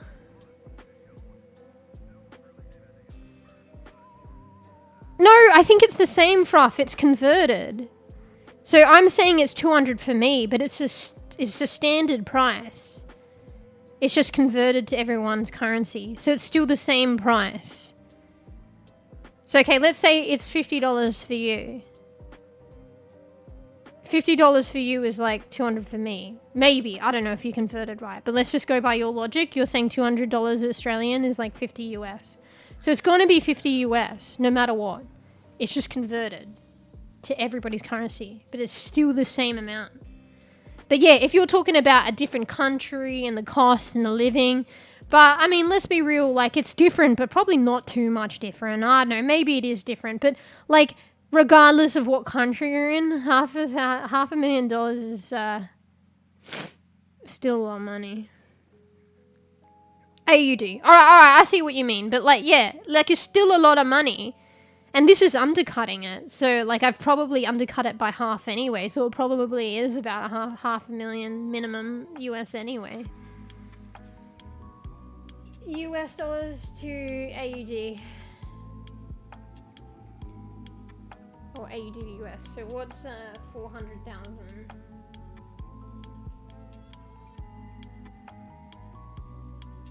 Actually, that's fucking more. Like, I forgot, it goes the other way. It escalates up. Oh, no, sorry, it goes down, my bad. So it's about, sorry. It's about, 260. So like $250,000 of American. But I severely undercut it. So I said like anywhere between, at minimum, I can't remember, and there's probably more, and she's selling it on multiple platforms. And that was at the time that I checked. Like, it's gone viral and a lot of people are getting it, and it's good. And it's more accessible. So she's done people like a lot of a favor and stuff like that. And she spent years working on this apparently and stuff like that. So it's the fruits of her labor. Like, literally, no joke. She put a lot of time and effort into this. And she's still, like, adding more. Like, I heard she had more hairstyles and more outfits. She was still adding to it, too. Like, eventually, I think she was planning to stop. Because you got to put a cap on it sometime. And then, like, maybe do, like, stuff where she can continue work, but people can pay, like, just a little bit to get a bit more. Because she's putting more effort into it. Like, she's already released it. She doesn't need to add more.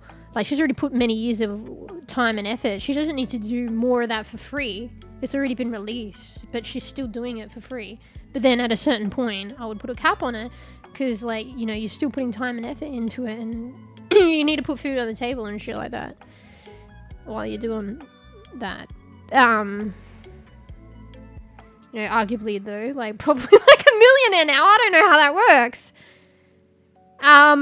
But yeah, so I was undercutting it. I was like 2,000 people, but honestly it was probably 5,000, and it's probably more now, and it was sold on multiple platforms, and also I'm probably not remembering right, maybe it was 10,000.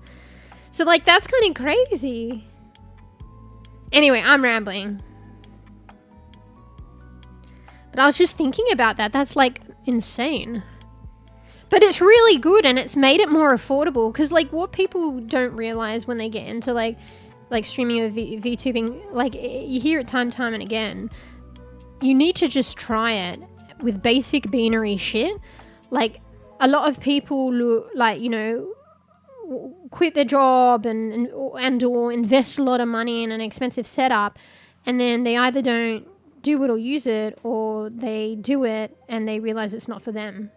So this is a good way for people like starting off and like wanting to like start off streaming, maybe don't want to show their face, want to VTube, and being able to get an accessible model for $200. That's like pretty good considering the current market. Like, I know it's not $200 and something to throw away, like it's still important, but in comparison to the current market and what people do spend and then don't end up streaming or whatever, like the thousands of dollars, you can pay $200 to get quite a nice, very customizable model that you can also build on to just see if you want to do this.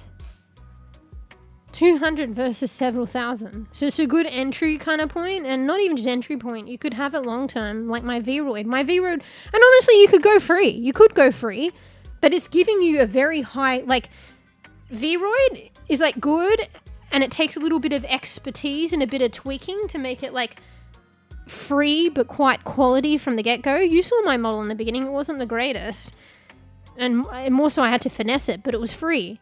But this is giving you a straight up model for $200 that is like finessed, like really pretty. You know what I mean? So, you know, and probably a nice balance between those people that want to invest a lot, like won't go the free route and want to invest money, but not invest thousands and have something that looks quite nice. Anyway, I'm rambling. Georgie wants to sneeze on me. I need to watch her. She keeps wanting to sneeze on me, and it's disgusting. I can tell.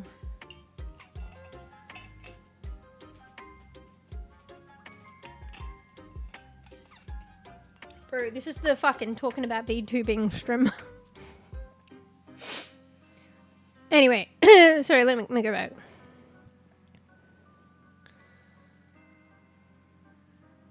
Google YouTube has best tips. What, to keep the creepers away? Oh, did you see the model?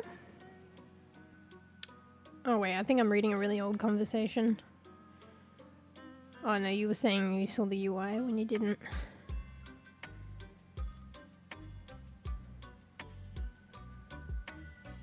Bro, I'm rereading here. Most of the internet like that. I like that. What do you mean?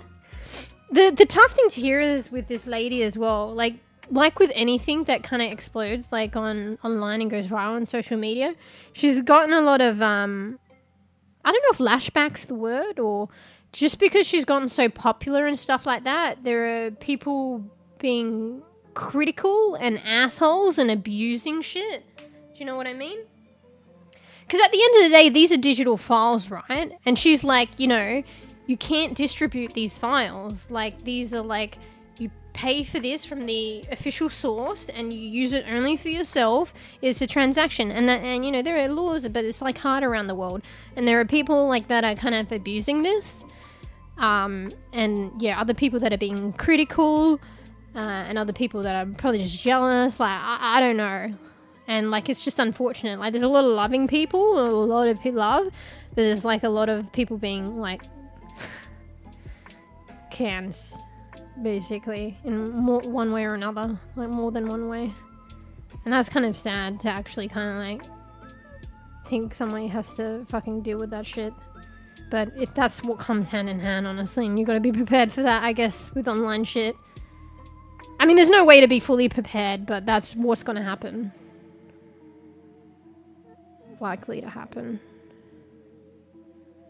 Make me a model.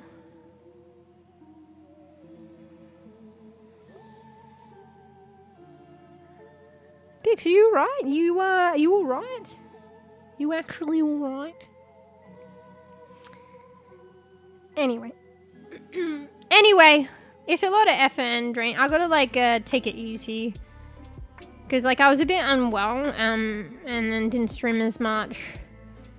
And, like, I gotta remember that I do want to continue streaming, and I do enjoy streaming. So, like, if I put a lot of this energy into this model stuff, like, I need to, like, space it out a bit. Because, like, me not sleeping and, like, Googling and working on it overnight and shit like that is, like, taking away from my sleep and energy, and then, like, inevitably streaming as well. Whereas if I pace myself, I can do both. But yeah, I gotta remember that. Because that's why I'm afraid it's happening. And I still wanted to stream today. I still made up for a bit of sleep, I think. But I just gotta be mindful of that. But it's kind of cool because I see like the sky's the limit now. And I'm really learning and these new things. And it's kind of like exciting. As long as I like can still get sleep and stream. Well, Pigs have perfect. Yeah, you right, Pigs?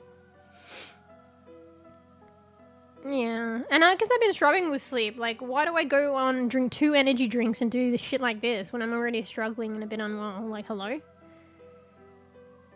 Like, I could get like, even though this is really interesting stuff and it can help out, like, help me like create a better model and stuff like that. If I'm severely lacking sleep and not in the greatest of mood, it could really like tank me. So despite like the positives,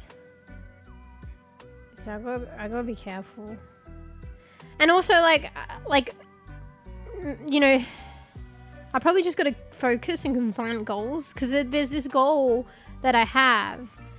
And like, yeah, I want to stream, but like, and I enjoy it and all these other things as well. But there is a goal, like, aside from, you know, getting my model, you know, to move and creating all these things for my model and shit like that.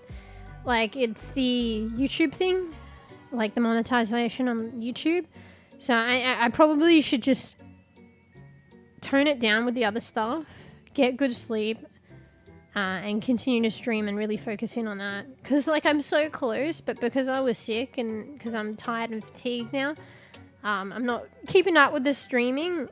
And it would be a shame for all, like, my past, like, efforts over the past months kind of dissipate slowly in my public watch hours because they drain away. Because it's the most recent... I don't know. It's based on your most recent...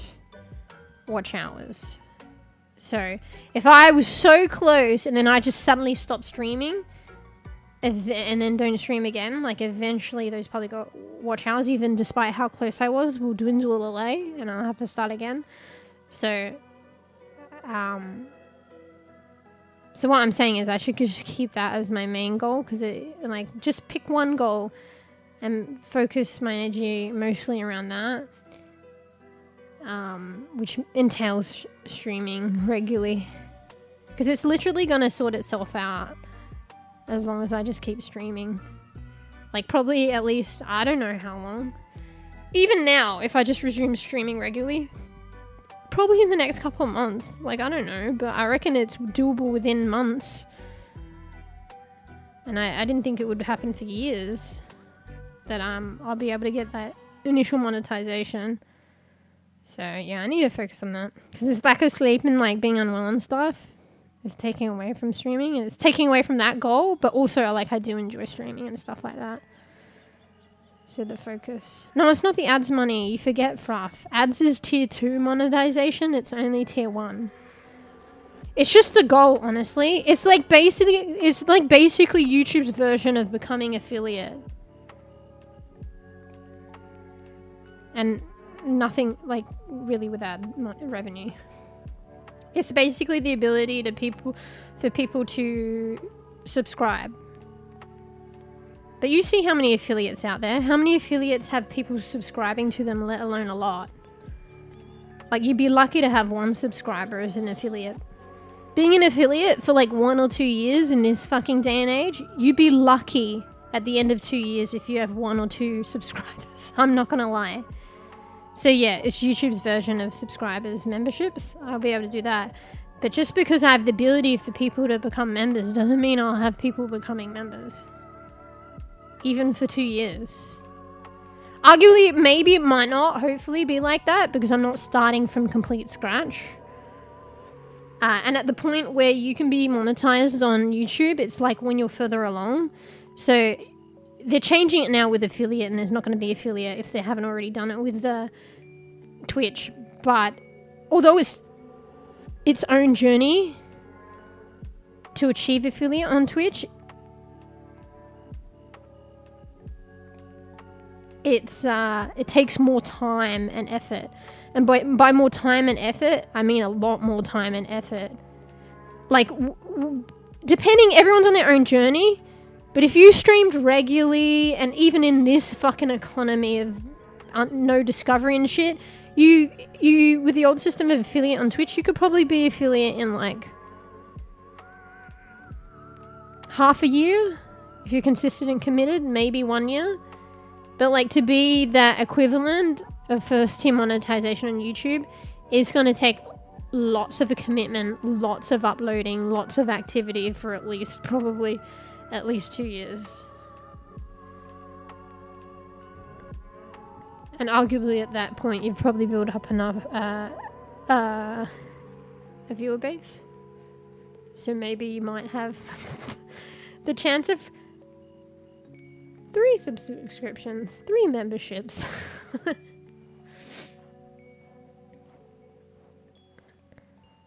Yeah, I told you. But once you reach tier 1, from my understanding, from my understanding, unless you do something wrong, if you became a Twitch partner, I don't think they ever strip that away from you. They might strip the Plus program revenue from you if you don't meet the quota after a year. That's a different story. But the actual partnering with Twitch, I'm pretty sure they don't strip that from you once you reach it. So people even stop streaming and they're still partners.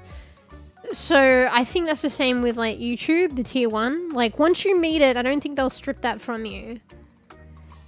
But at the same time, you want to keep going, because the criteria to meet 1 is like 75% of the way of hitting 2. Like, by the time you reach the criteria for tier 1, you're already 75% of the way to getting that ad revenue of tier 2.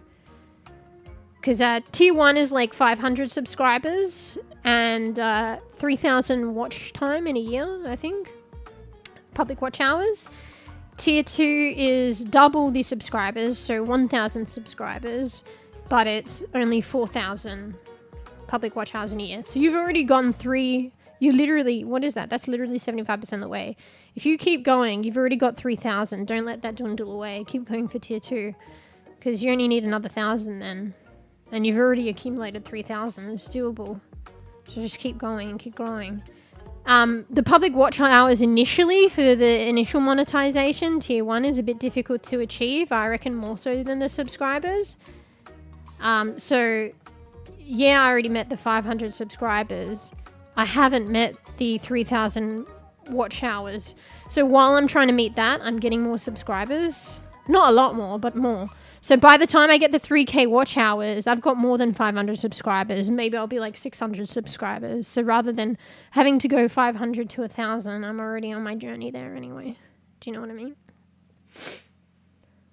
So yeah.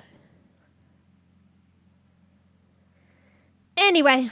But yeah, you may as well keep going. Like, at least it's like a milestone, and once you hit that, I don't think that they take it away from you. But honestly, it'll be, if you let those watch hours and everything dissipate, the subscribers won't dissipate, I guess, necessarily, as like, maybe, but not really the same.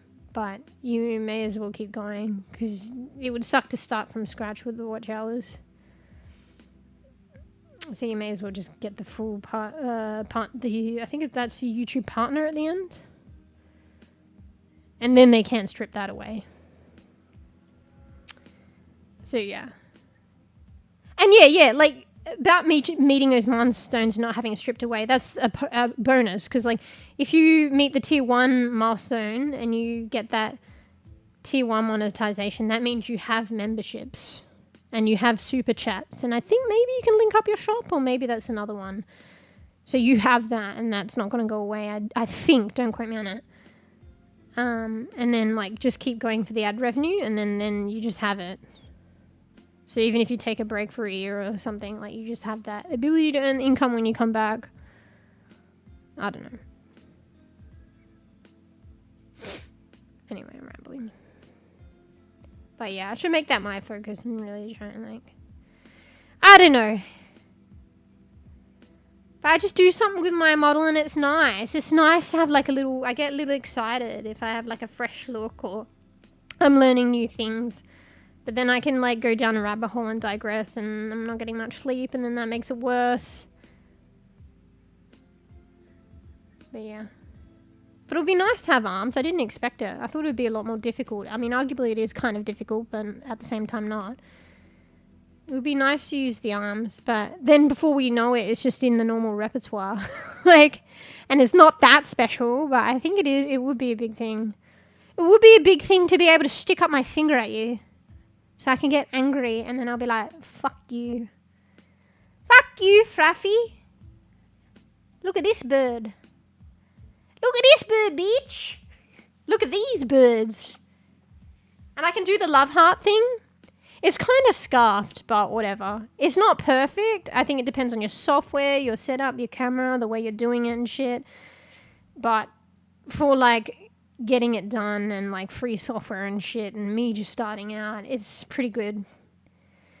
I think it takes finessing. Like, I've seen one of this very popular VTuber, and she has actually full body tracking, but she's always quite jittery, but it almost suits her personality. But I think it's to do with, I don't know, whether they're at the time or whether there's the ability to smooth it out, or just, like, calibrating and smoothing the model out so it doesn't jitter. But arguably she probably doesn't care, or that's become part of her identity now. And maybe that's how the technology was in the beginning or whatever. But, like, she has the whole body movement, but it's very jittery.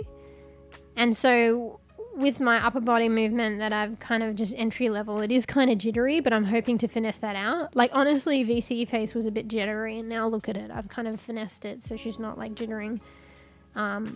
So yeah, when I'm sticking up the finger, it's kind of flickering up and down, and, like, other fingers are getting in the way, and it disappears and then it comes back. Like, it's hella jittery. But I'm hoping I might be able to finesse that. But even still, maybe it's just funny.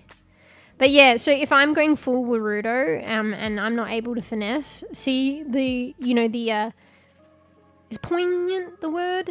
See the delicate, soft movements and, you know, the delicate, I don't know, whatever, of this, what the vibes that this model gives, it might be a bit different with Naruto. It might be more like VR chat style back in the day. And jittery. But I'll be able to move my arms. Anyway. Yeah, no, bruv. I should probably get into the gameplay. It's only going to be a couple of hours now. Yeah.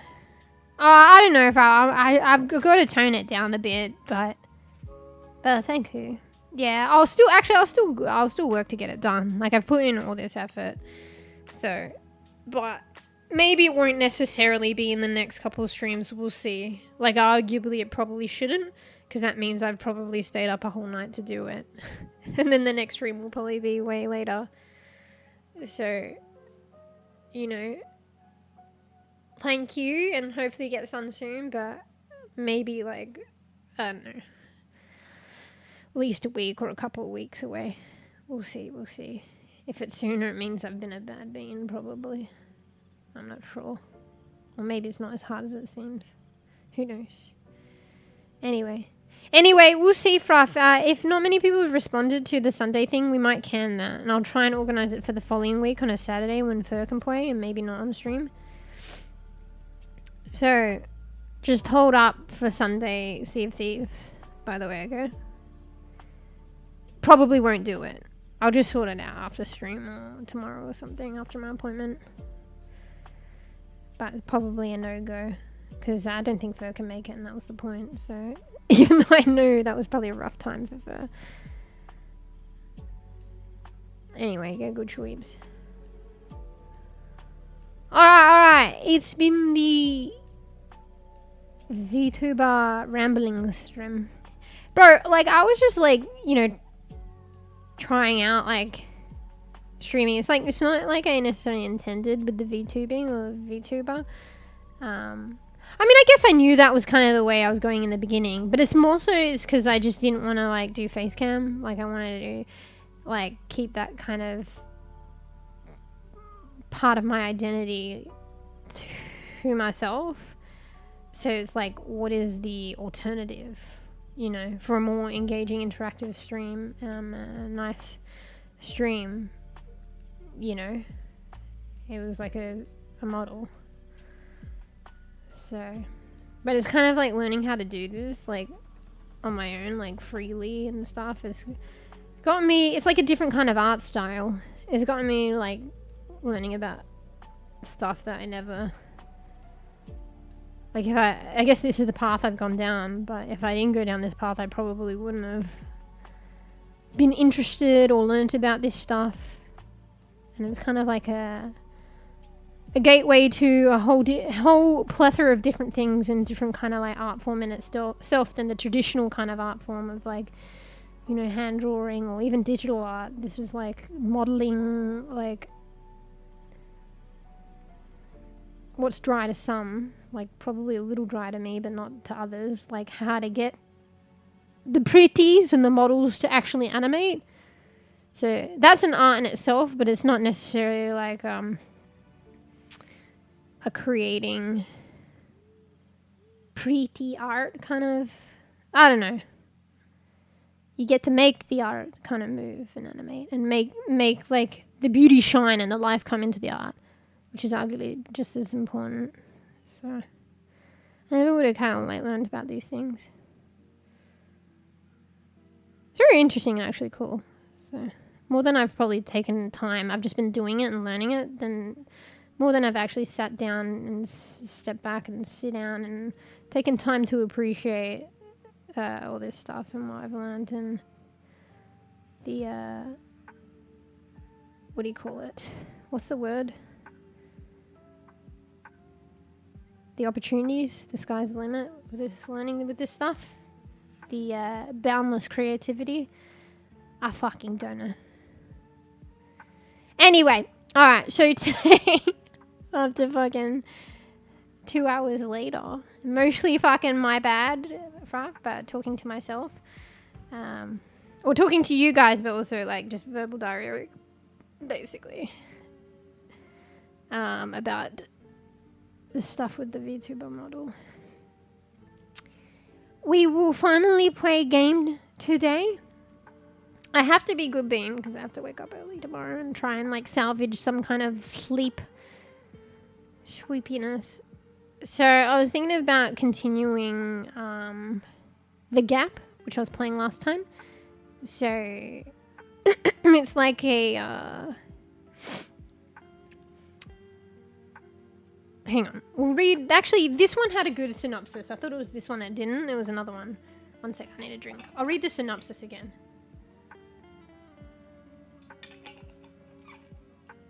For anyone that's like needs to kind of catch up.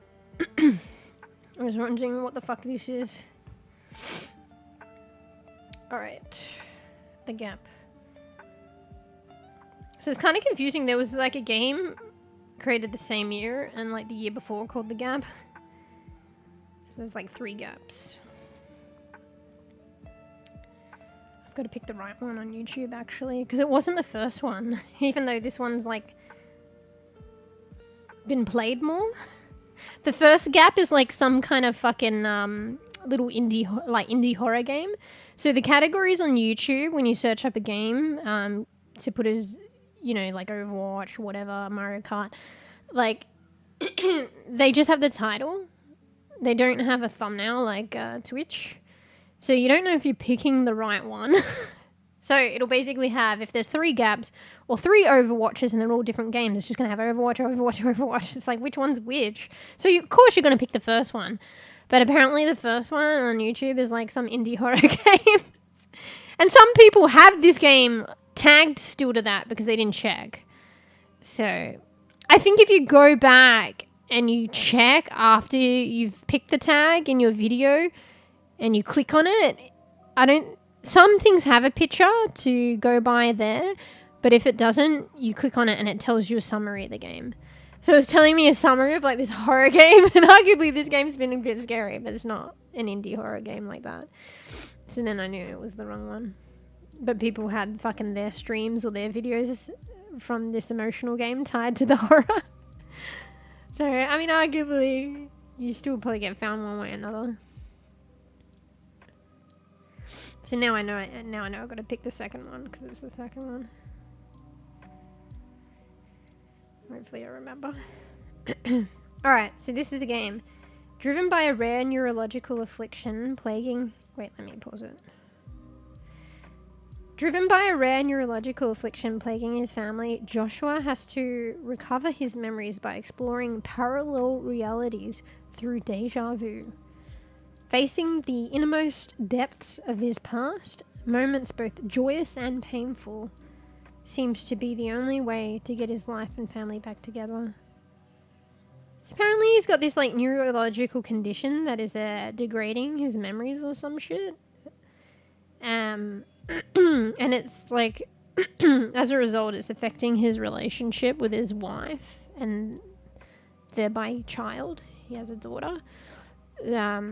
So I still don't really know much about his condition yet and the state of where it's at with his family.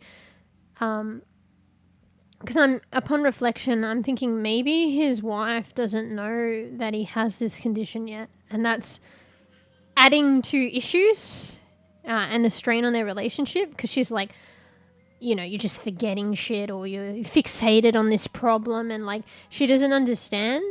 I thought maybe she's aware of his affliction and they all have an awareness. You know how that is, and sometimes it just doesn't work out. But upon reflection, maybe it's happening to him, but it hasn't been diagnosed or aware. They're not aware. So I'm not sure. There's still a lot to be shed light on his condition.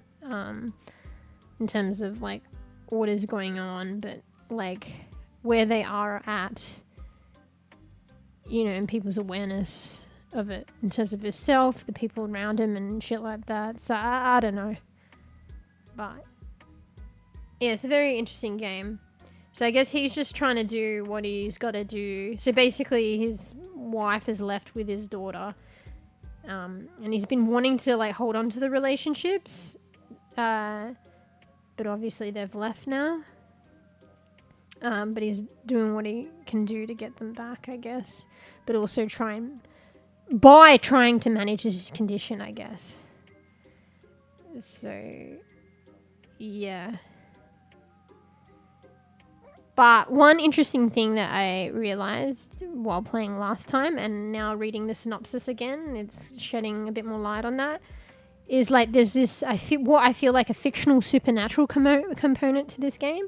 So, like, you know, arguably, like what would happen in real life is like if people are suffering a neurological condition and it's affecting their family, they're probably trying to cure or figure out their condition so that they can settle it, cure it, manage it, so that then in turn, if it's the condition's negatively affecting their relationships, they can mediate that. Otherwise, what else are they supposed to do? So usually by default, they'll get fixated with their condition, and like ironically that can, but you're a rockin' hard place, that can, what's the word? Create more chaos with the relationships around you. You know what I mean? Because you're so fixated on this condition. But what are you supposed to do? So yeah, so I thought maybe he was trying to chase a cure or something, but the thing with like neurological conditions or any kind of disease for that matter, most things aren't remedied in a person's lifetime. So I was like, how is he even going to do that? People do try in real life, and that's kind of sad. Like, and it does make a difference, like in terms of accumulation of knowledge and a potential cure in one day, but like it's probably not going to reach them. That's all, which is a bit sad.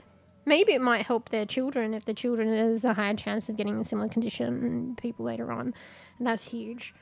But yeah, I thought that's what he was going to try and fixate on his condition and try and cure it. But there's a fictional component. So, because realistically that's not doable within his lifetime. Most likely to cure is fiction.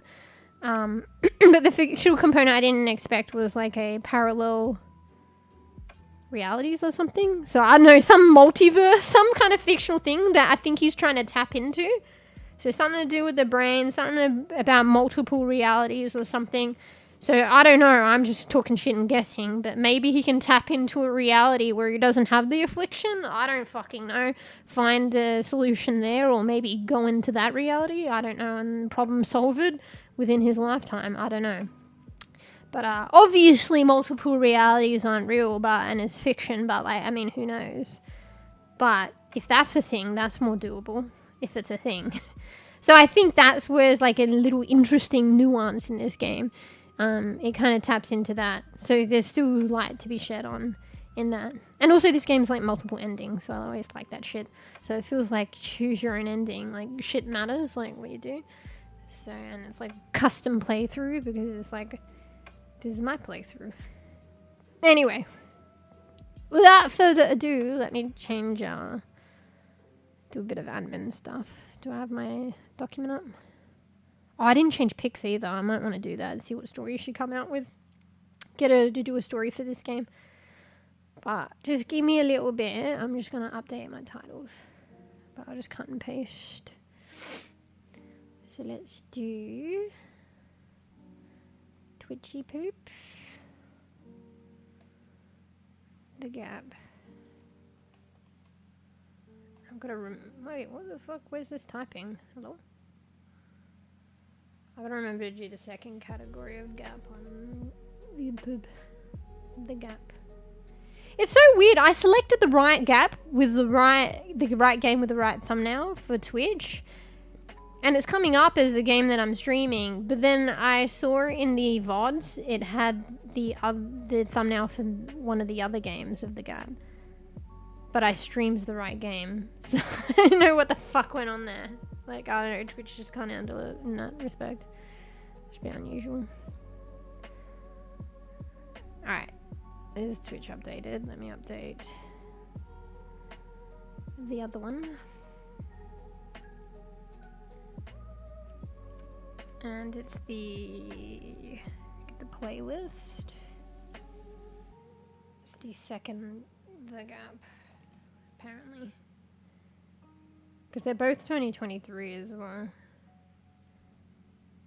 Do I have a thumbnail? I don't think I do. Alright.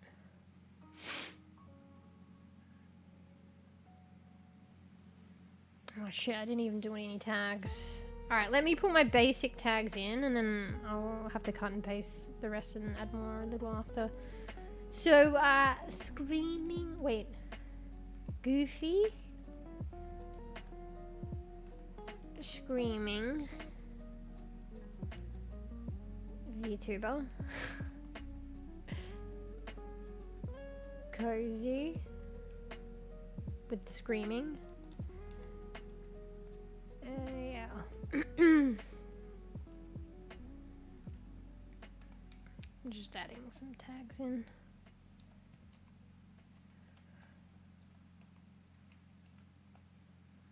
Alright, let's save that.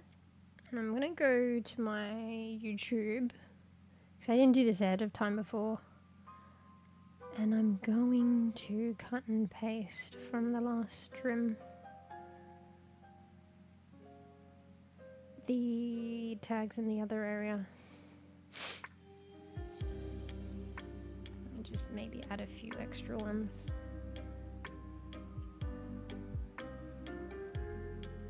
Alright. Wait, where is it? Where's the area? Where is the area? Alright. Wait, this is like, oh, I should add the, like, I should add indie, right? Because it's like an indie game. Oh, fuck. I probably want to go back and add it to my other VOD.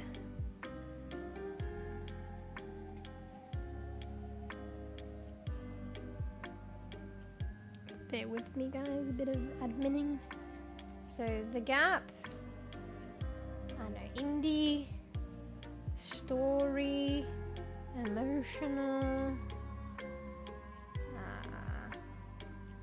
How important are these tags really anyway? It's about the brain, neuroscience.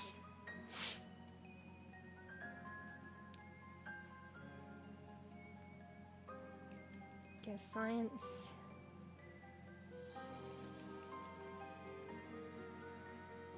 Neurological disorder.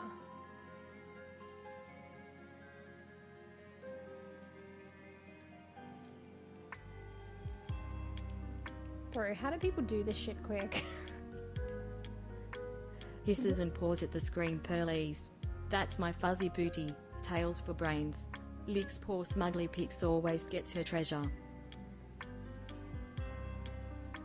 Tails for brains. Wait, what?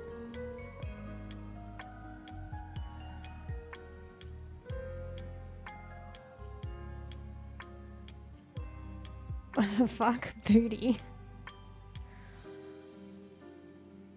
Alright. So. It distracted me. Now where was I? Did I do indie? What else? Oh, multiple endings.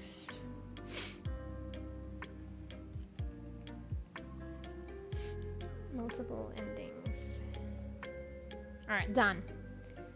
The only thing is I'll just quickly go back. I want to add indie to my previous VOD.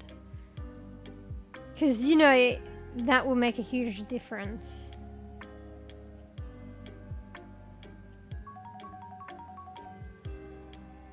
Alright.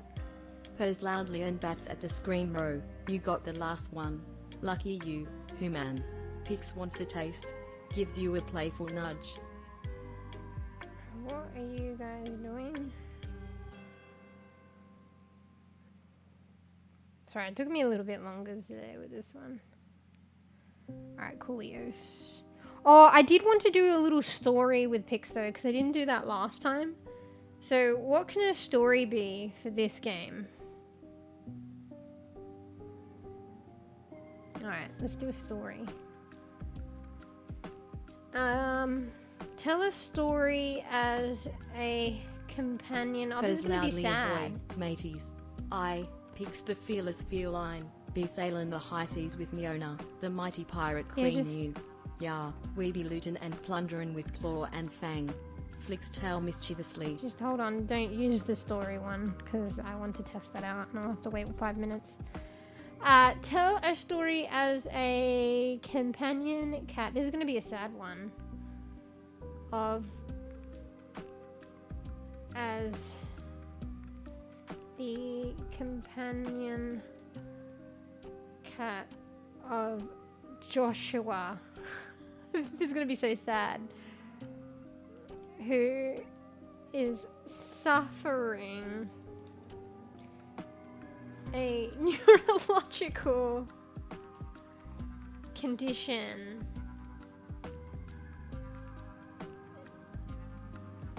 degrading his memory.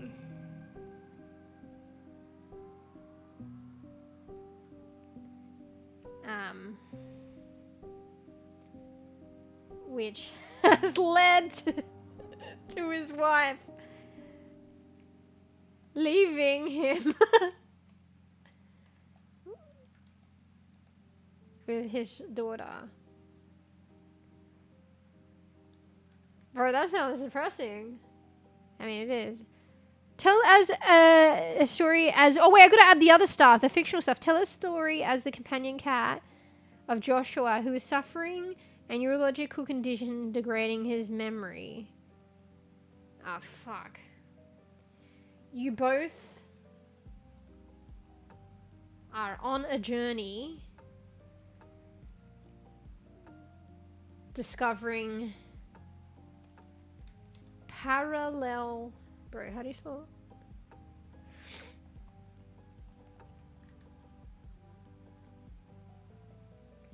P-A-R-A-L-L-E-L. Discovering parallel realities. You both are on a journey discovering parallel realities. Sorry, there's a little noise going in the background. I'm getting distracted. You both are on a journey discovering parallel... maybe to discover. Parallel realities to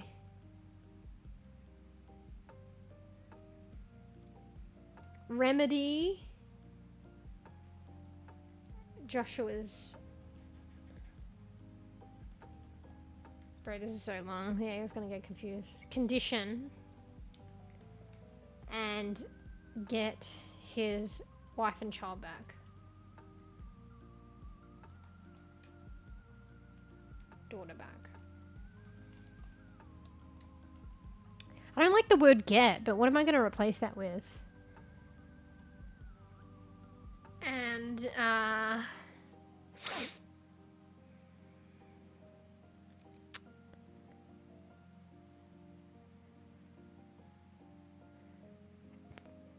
reunite. Joshua's condition and reunite with his wife and daughter. Yeah. Reunite with his wife and daughter. Okay, let me just proof check this. Alright. Tell a story as the companion cat of Joshua who is suffering a neurological condition degrading his memory. I think it's degrading his memory, actually. Which has led to his wife leaving him with his daughter. You both are on a journey. You both are. Maybe, oh, this is semantics. Bro, I'm writing a whole essay here! You are both on a journey to discover parallel realities to remedy Joshua's condition and reunite with his wife and daughter. Had wit his wife. Alright, we're done. Okay, I'm excited to see what she does with this. Let me add this to my commands so I don't have to remember this next time. if we don't finish this today, which is highly the case, likely the case. The gap. Alright. Alright, let's see how Pix handles this. Alright. One sec. I need a drink.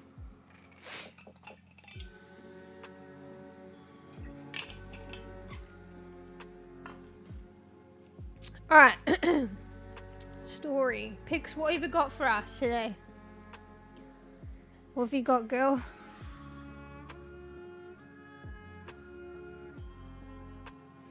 Purrs softly meow, I'm Pix, Joshua's loyal companion. His memory fades, but our bond never will. Bro. Research the multiverse, seeking a way to bring his loved ones home. I'll never leave his side. Nuzzles Joshua gently. Bro, that's so cute. I am impressed, Pix. Well done. So, Pix is not losing her mind. And she's forever his and also my loyal companion. Somehow both of ours. And she's staying by Josh's side. And I like how I said parallel realities and she interpreted it as multiverses. And I was like, to reunite with the family, and then just the way she's put it is interesting, seeking a way to bring his loved ones home. So it's like, is he going to bring them from another reality home? Is he going to go into another reality and bring them home that way? Is he going to reunite them and bring them back in his, like, current, you know, reality? After exploring the realities, like, we don't know. And it's almost like a mission to save them, even though they'd left us. There's almost a mission to, like to have agency in really bringing them back, like almost saving them. It's like bring them home, like we need to save them, but they did like, well, the daughter, honestly, it is like that with the daughter, because the daughter didn't have a choice, but the mum left us. But yeah, bringing her home.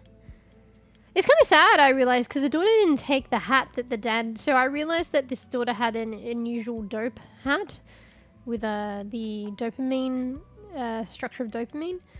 And it was left in her room. And I was wondering in the pictures why she would have a hat like that, but apparently that was her dad, so Joshua's hat in university or some shit, and he must have gave it to her, but she didn't take it with her. So I don't know if they're in a hurry, or maybe the daughter's upset. I mean, arguably the daughter's probably upset with the, you know, lack of involvement with the dad because of the disorder, and also he's probably forgetting and shit. So anyway, I'm rambling, but this is all to do with the game, prelude to playing the game. What time is it now? So we'll probably play for a couple of hours. That's still decent. We're gonna be good bean, no crazy long stream today. Alright, let me load up the game finally. I'm excited to actually continue to play this game. Alright, let me pause my music. So let's switch over. So FYI, anyone that's just joined and wasn't here last time or at the beginning, this game contains references to suicide and trauma, which some people might find disturbing, understandably. So just be aware. Suicide, concepts of notions alluding to suicide and trauma. Alright? So take care of yourself. Okay, so this game also, if I tap out, it loses sound, but not animation. So if the sound disappears, it's probably because I've tapped out for some reason. I eat. And I tested the resume and it saved at a good spot. So we're pretty much resuming. So let's go where we were last time. So where were we last time? We were here. Remember this? Brain. What have I got but my brain? I ain't got much, but I got my brain. This is like the flip to the previous version of brain. Losing my brain, and this is the version of all I got actually is my brain. I have it. brain. As long as I've got my brain, I can do anything with my brain.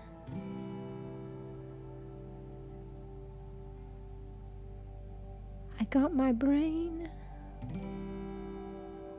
The sky's the limit with my brain.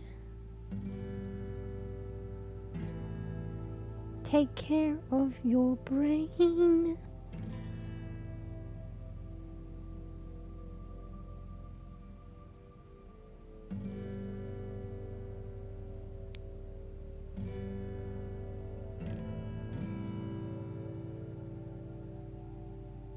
Support those struggling with brain.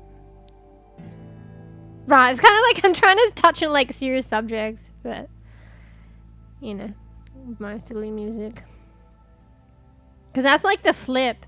But then I'm realizing like sometimes like this game, like no matter how hard you try, like if you're suffering stuff to do with like your brain, like take care of your brain, like how are you supposed to do that?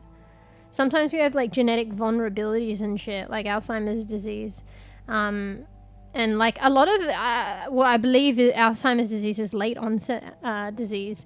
Whereas in a way it really doesn't matter, but it's like with late onset, he like, not much is known, and I could be like, take what I say as a grain of salt, but it could be like, obviously things are environmental as well as genetic. You know, the environmental triggers probably as well an influence, but like, for instance, with late onset Alzheimer's, like you're literally genetically predisposed for Alzheimer's. So like probably when you're around 20 and you're not suffering symptoms of like memory loss and shit like that, like you're literally, due to your genetics, a shoo-in for Alzheimer's and you don't know it yet.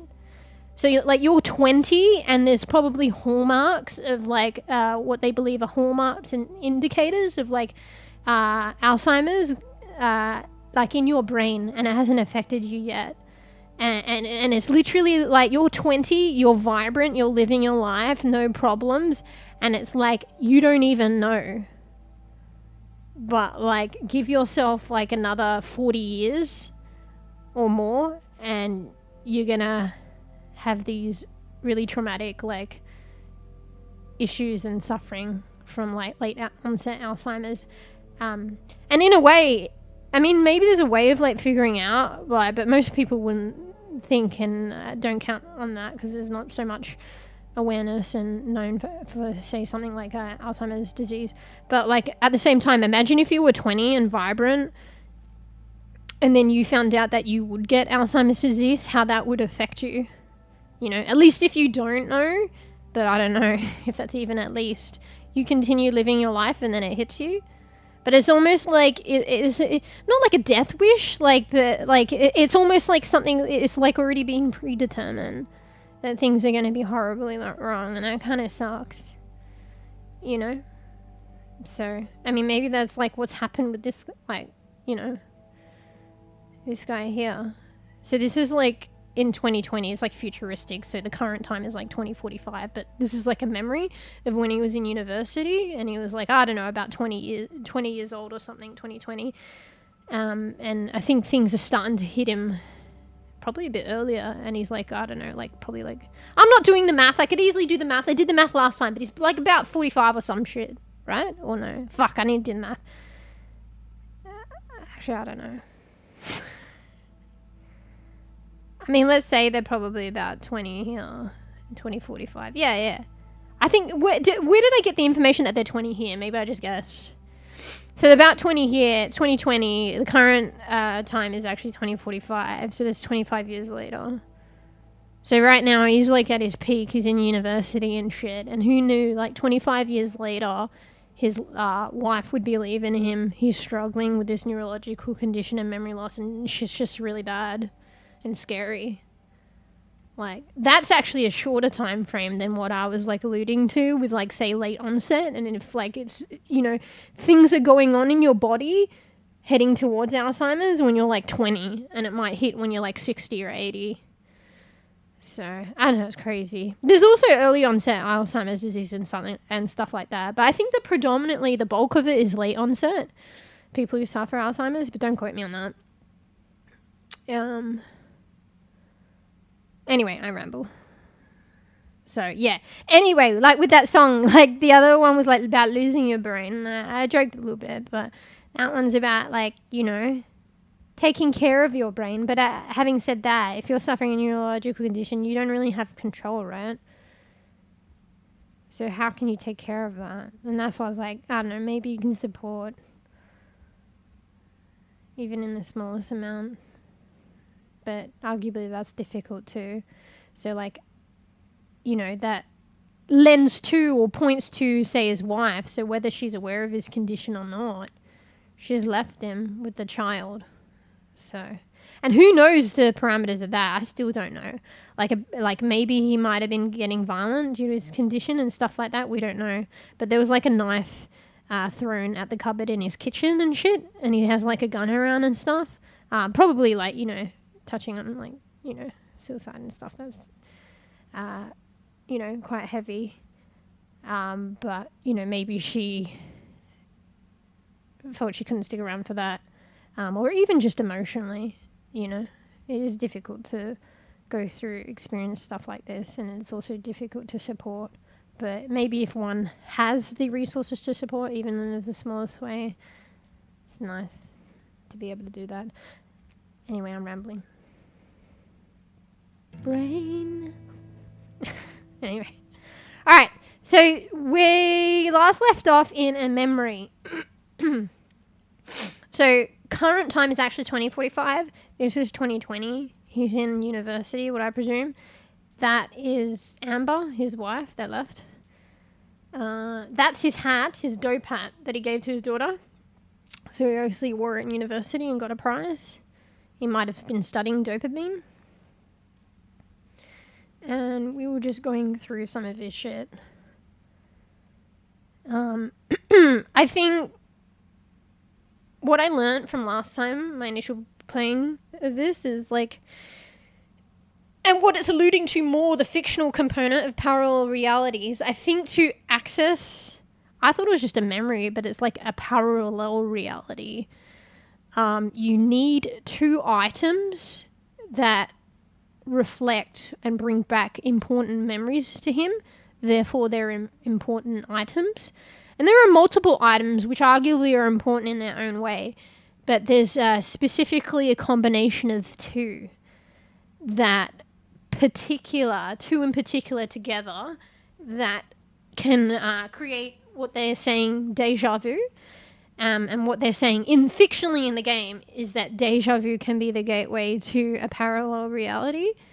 So if I find these two important memory, you know, invoking items, I can experience, or Joshua experiences deja vu, and that provides a gateway where he can enter a parallel reality. Probably to do with a particular place. So I think the first parallel reality probably goes on in his home. So, yeah.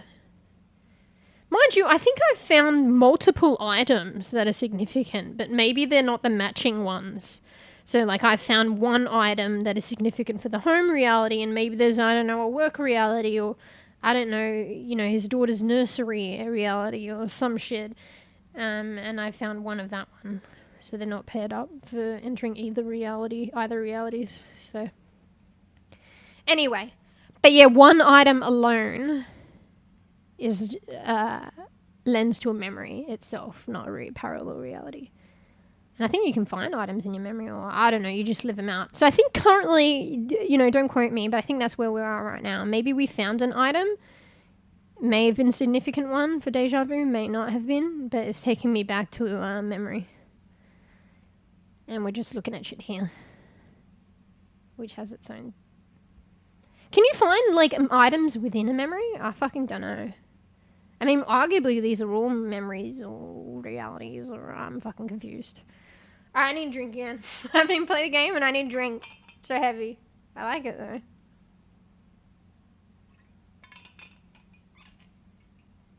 Alright, I'm getting cold. I'm gonna put my jumper on. Classic Mewsh. 2.5 hours into stream and not one bit of gameplay. Despite being in the game.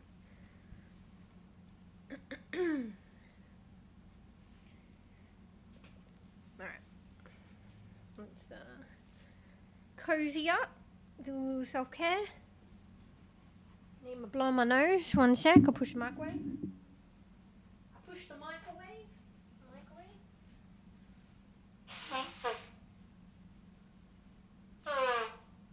Excuse me. Alright, we're back. Okay, I can't remember everything that I looked at. I think I looked at this, but I want to look at it again. So that's the seahorse necklace that he gave to his wife. So he must have given it to her in university. And the seahorse, I realise, it's not just about beachy. I kind of want one, actually, because I'm really interested in the brain. But the seahorse was because it reflects the hippocampus in the brain? Hippocampus meaning, and I didn't know that, the hippocampus, or maybe I did and I forgot. Hippocampus means seahorse, I guess, in another language, Latin or some shit, I don't know. Its name is based on the visual similarity. So that's the hippocampus. It kind of looks seahorsey like. So now I actually really want one. I'm trying to see the hippocampus in the other models. Diagrams.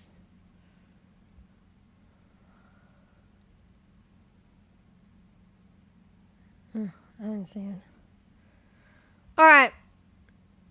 What else we got here? Did I look at this tablet? I remember looking at a phone, but maybe it was the tablet. Oh shit, what was that code again? I forget the code. I already looked at this though. There was a weird code that came from a sussy person with a lot of grammatical errors called Jay that was speaking to me on my PC. So they gave me a code that fit, like, that was 6-digit and it unlocked this. I guess I could put anything and see if that actually was the code and not anything will open it. Yeah, so that was the code! So this is a good way to check. So that sussy dude, he gave me a 6-digit code and I just, like, put it in here last time and it unlocked it and I was like, well, is it because I put any code or is it actually the correct code?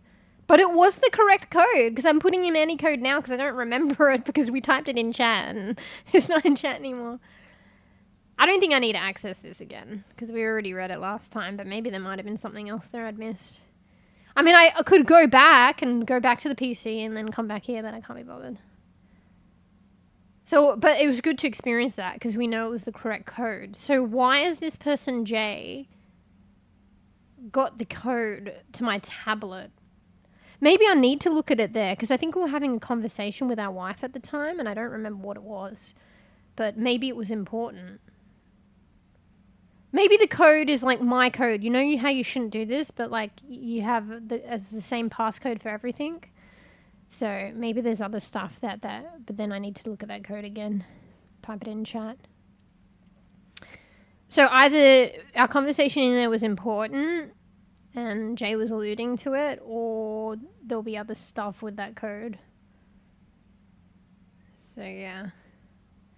I can't even remember. I was like, talk about losing memory. I can't remember I just remember it was a conversation with our wife at the time, but I don't remember what it was about. So there's our hat. Dope.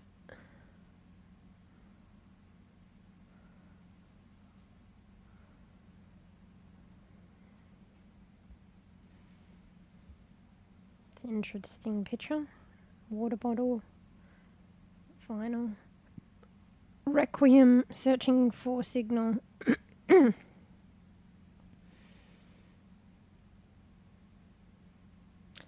Oh, sorry. Something you should know about me. I like to thoroughly, meticulously look at everything. Yeah, it's so weird that our reflection is kind of like see-through-y. It's a lot lighter here. It's still kind of like drippy though, like it's dripping upwards.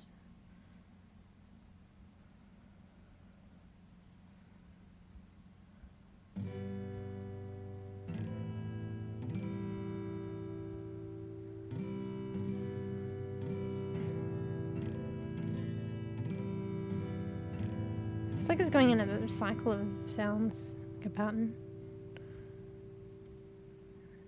Okay. Clinical neurology. This stuff's interesting. Acronym, spot on. Wait, I didn't mean to click that, but okay. Oh crap, is this another teleporting thing? No. So, if you pick up items, some transport you into another memory, or I don't fucking know, or back, or I don't know, another memory. But like, so I guess sometimes you go from memory to memory, which is crazy. Honestly, the original place where we're at home in 2045, that may not even be current. That might just be the first memory. Like, I just don't know. But anyway, so if something is going to teleport you when you pick up, it starts to do this like Bernie thing after you pick it up. See? Oh, in a flash. But you can press right click focus and you can focus in on the item and then it will stop the teleporting. Because I want to look at the item and I don't want to teleport yet because I haven't done looking at stuff. Does it restart the thing? Like, so yeah.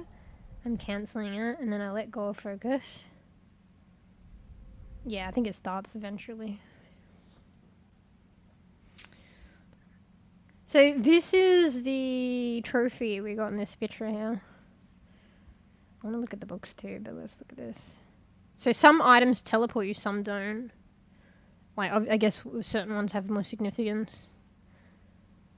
I mean, everything is attached to a memory, I guess, but the ones that are a bit more significant, you're teleported, I guess.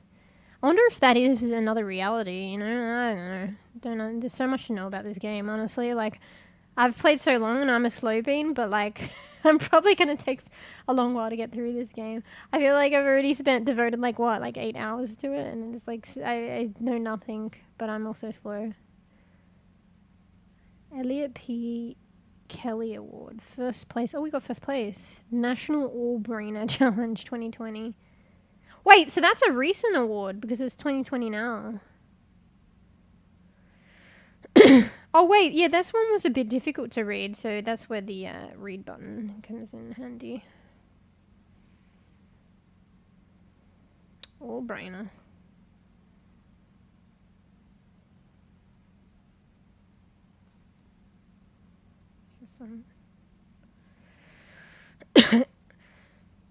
This is an older one. Stephen K. Smith Prize 2019 presented to Joshua Hayes Neuroscience Department. What's on the other side of this see-through trophy, huh?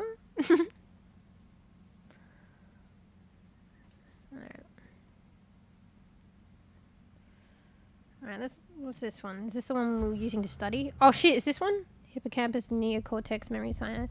Oh shit. No, don't transport yet. That's cool though. This is all learning and shit. This is the shit that I learn. So yeah, whenever it's transporting and it disappears, it's because I'm right-clicking, focusing, because I don't want to go yet. And I want to look at the item. Because it's like, you don't even get a chance to look at the item. Memory formation. Ooh, this is so relevant to the game. So yeah, I learned a bit about memory. I've forgotten it. Like, ironically. But it might come back. Read this. The synapse as the locus of memory formation. Sorry guys, I'm going to be reading all this. So stuff in this game is like obviously based like on science, neuroscience, and like the brain and like learning of the brain, and like some is factual, but like there's some stuff that is fictional. So like for instance like deja vu and shit like that, and brain waves and shit. Like those are a thing, that's science, but like deja vu is a gateway to parallel realities. Well, that's probably fictional. And also they said something about the brain waves that you experience or display when you're having deja vu are similar to that of when someone is experiencing an epileptic fit. So I don't know if that is actual factual. So that could be a thing that is fictional. So yeah, I don't know. It seems like it's a thing that's fictional, honestly. Actually, I kind of want to Google this. Hang on, let me exit this because I don't want to go. I want to Google that. Is that actually a factual thing? I feel like it's fictional, but... Because I don't know, I feel like they're different states. Epilepsy is like, your brain is like going haywire, no? Deja vu is, I feel like, oh, maybe it's going haywire a bit, but I feel like it's a bit more calmer state, so I would expect them to have different brainwaves, but I don't know. me try something first. What brain waves do you experience? If I keep doing typos, you experience during an epileptic. Fuck typos! Oh, and I looked it up. During an epileptic fit. During an epileptic seizure, brainwaves display a characteristic pattern of fast, rhythmic bursts of activity called spikes or sharp waves, often followed by slowing of brain activity. These changes in These changes in brainwave. This is AI, by the way. GGs. These changes in brainwave frequency and morphology are detectable on an electroencephalogram (EEG) and used to diagnose and classify different types of seizures. Seizure brainwaves. During a seizure, the brainwave pattern shifts to include fast spikes or sharp waves, sometimes forming rhythmic bursts or spike wave complexes. Classifying seizures. The location and type of brainwave abnormalities on the EEG help doctors classify seizures as focal, originating in one area of the brain, or generalized, affecting both sides of the brain. In generalized epilepsy, EEG may show widespread spike and wave discharges, while in focal epilepsy, spikes and sharp waves may be localized to the affected area of the brain. So this is like generalized and focal epileptic seizures. So widespread or across the brain, or like focal, focused in one area of the brain. Anyway, so epileptic seizures, rhythmic bursts of activity, like spikes. So what brain waves do you experience during... Fuck. I was like, what was it? Deja vu. Like, is it similar? While the precise brainwave activity during a deja vu experience is still not fully understood, research suggests that it's likely related to increased activity in areas of the brain involved. Okay, well, deja vu is like... It's increased activity.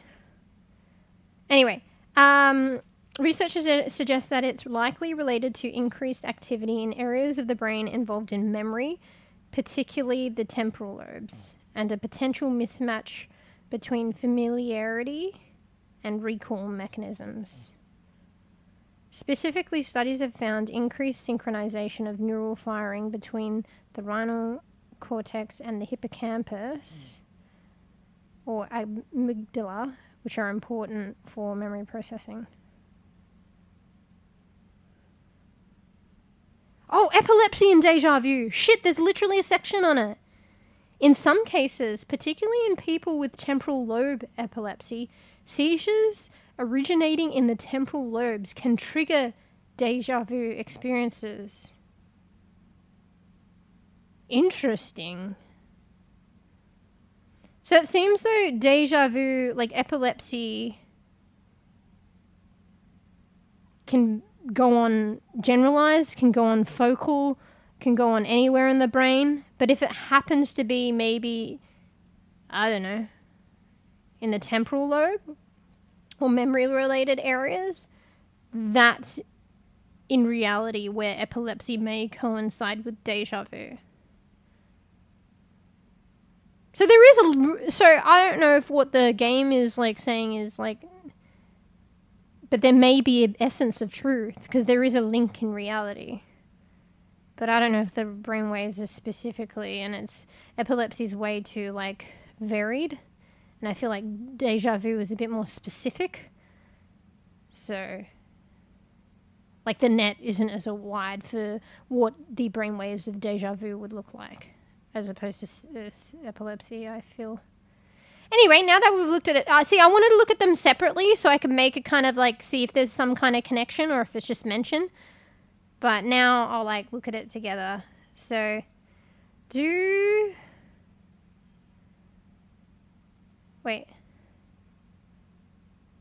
does the brain waves during an epileptic, we probably already kind of answered the question, seizure resemble the brain waves, see, this is part of me playing the game and I haven't actually progressed in the game. But it's like a whole fucking 30-minute dedication relevant to the game. Does the brain waves during an epileptic seizure resemble the brain waves... Fuck, I can't spell. Fat fingers. 2 hours just to type brain waves. During déjà vu.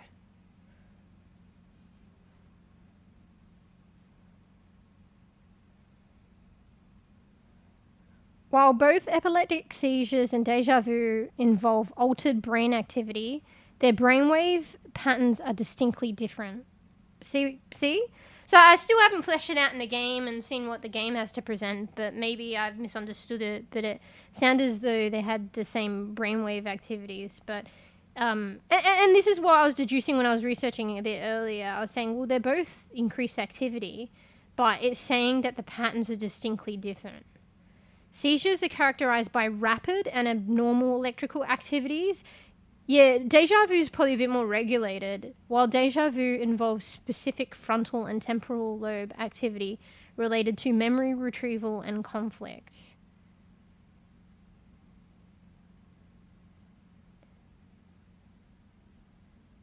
I think déjà vu is more focal in a make sense fashion, whereas like obviously there's focal epileptic seizures. But like, for instance, déjà vu, it's like frontal and temporal lobe to do with memory. Like, with the focal seizures, it could be like, I don't know, it could be temporal, memory related, but it could be focal somewhere else. Like, I don't know, more motor related, I don't fucking know. Kind of random focal. And like, I don't know if déjà vu has got like, you know, activity going in frontal and temporal. It's probably reliably that. Whereas, like, that would be, like, a 1 out of, like... Well, not 1 out of a million, but someone who's having an epileptic seizure, for them to have focal activity simultaneously or, you know, consecutively in the temporal and frontal lobe would be a kind of a coincidence. I'm like, I don't think it happens that often.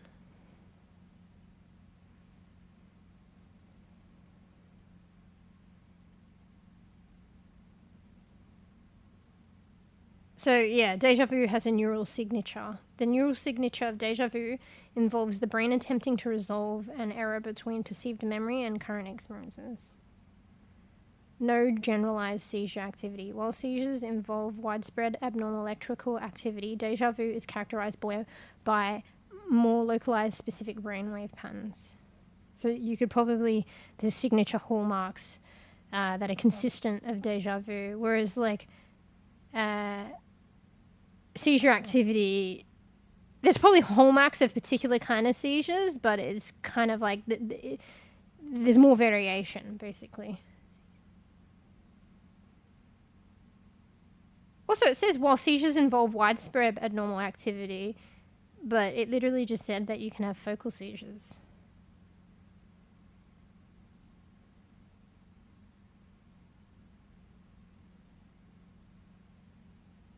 Anyway. I think déjà vu is more localized and consistently related to like memory kind of related areas, whereas seizures is a lot of variations in different types, and it may be involved memory areas, it may not. And it's like, I don't know. That'd be down another rabbit hole, but I don't know if like seizures are consistent. So maybe you'll have focal like epileptic seizure in one part of the brain, but is it like, does it happen where someone has it repeatedly in the same part, or does it vary more often than not? That's another rabbit hole. Anyway, now to read this whole textbook. Oh, we gotta focus. The synapse as the locus of memory formation. When it comes to discovering how information is carried forward in our brain, we must not focus solely on neurons themselves, but rather the synaptic junctions between them. That's what I was saying before, because like even I classically thought of, you know, anything that we think of, any kind of shit action that we're doing, you know how people say it's, you know, the result of the electrical activity, the electrical impulses of neurons, like of your brain, neurons communicating with one another. But there's like, it's like one side to the coin though, because literally like these neurons are not directly connected. They're in a sense connected or technically disconnected, and they're connected by junctions or gaps called synapses. And the electrical impulses do not traverse those synapses. That just is not how it works. It goes down, you know, the dendrites, the axon, and, you know, they're conducted by the, you know, the fat, like the myelin sheath and shit like that. But and there's none of that across the gap. It's just a gap. And what goes on in that gap is like neurotransmitters. So it's a neurochemical kind of processes and reactions and whatever. And that's part of the communication as well. Like that's what the impulses turn into. And, you know, or instigate, and that is what these neurochemical, like, this neurochemical transition reinitiates the impulse. So it's just as significant in the communication, though, and representative of the communication than the electrical impulses, the neurochemical transmission at the synaptic junction. So anyway, but they're saying the locus of memory is an important area for that, but rather the synaptic junctions between them. It's very interesting stuff too, because like, so the electrical impulse going down a neuron can trigger neurochemical transmission, which will then instigate transmission to the next neuron, and then, you know, then goes the circuit, which, you know, then results in some kind of thought or action or whatever. But if the electrical impulse or the action potential is not the action potential, sorry. If the electrical impulse reaches a threshold, which I think is the action potential, and then it results in neurochemical transmission and then continued communication, if the electrical impulses reaches a threshold, the transmission continues. But if it doesn't, then it doesn't. Do you know what I mean? So when the neurochemical transmission is going on, it means that there's been like an action potential. It means that electrical activity has surpassed a threshold and communication is going on. So like, yeah, so like electrical impulses don't necessarily result in the end game unless they meet a threshold, right? So, you know, but whereas if the neurochemical part is going on, it's communicating. And the interesting thing as well is like sometimes like we think of it, like I just said, you know, reaching the action potential, the threshold, the electrical impulse meets that threshold, then it continues to neurochemical transmission, and then communication continues. And then, you know, that communicates to the next cell, neural cell information. Sometimes that information is, what's the word? Sometimes is the word excite something and result in something, but sometimes the transmission could result in the suppression of something. Do you know what I mean? So it's communicating to suppress, not communicating to get something, you know, exacerbate something, excite something, result in more of something. It could be communicating to result in less of something, and that's kind of like mind-boggling in itself. Anyway, don't take what I say. I'm going from a string of a memory, and I could take it all as a grain of salt, but This is stuff that I kind of remember, but I could be wrong. Anyway, I've read like 2 sentences. Look, they've highlighted. Do you guys do this? Do you like highlight the actual fucking textbook? I couldn't bring myself to do it. I would just have stickers around it or write notes. You know what I had? I had a lot of bookmarks. And a lot of the time I didn't have official bookmarks, or those sticky things would run out. So I'd have pieces of toilet paper in a fucking book. So I just get like a square of toilet paper and I put it in and stick it out. And then eventually it goes funny and degrades. But I just have a bunch of toilet paper squares sticking out of a book as my bookmark. But yeah, I couldn't I always wanted to keep my books quite pristine. I couldn't fathom like highlighting the actual textbooks or writing in the margins. But it's always interesting when you get a secondhand book or an old book or a book from the library that you didn't return and people have like written in it. I always find it interesting to, in that scenario, you know, although for a book of my own, a brand new book, I want it pristine. But in that scenario, I think it's quite fascinating to read what other people have thought and written. So that's kind of cool too, in a different way. Anyway, in the brain, long-term memories are stored. Why the fuck did you highlight that? That's not that important in my opinion. Oh, I guess so they're trying to make it, like, solidify it with the next highlight synapses.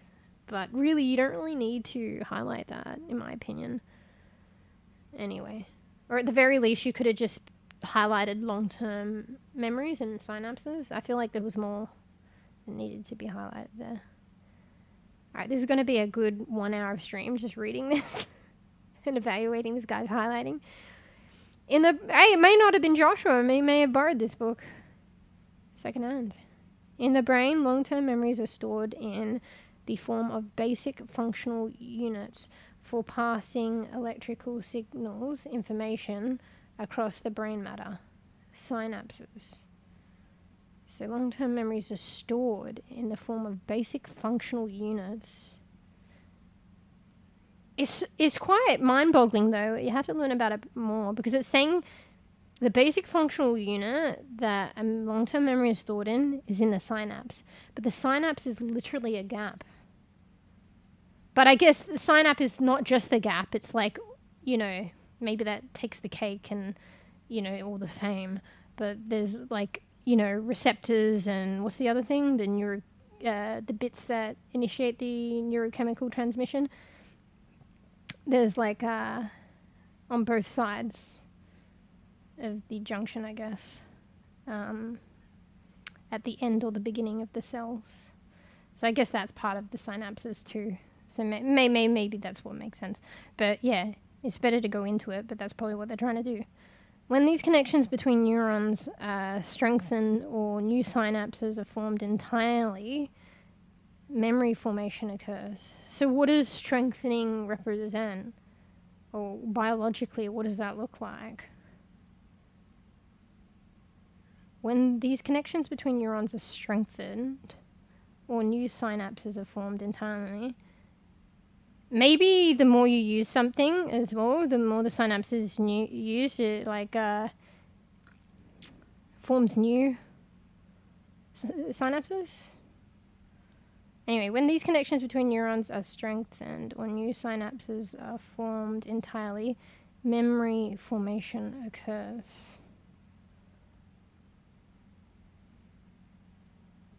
Yeah, what about synapses?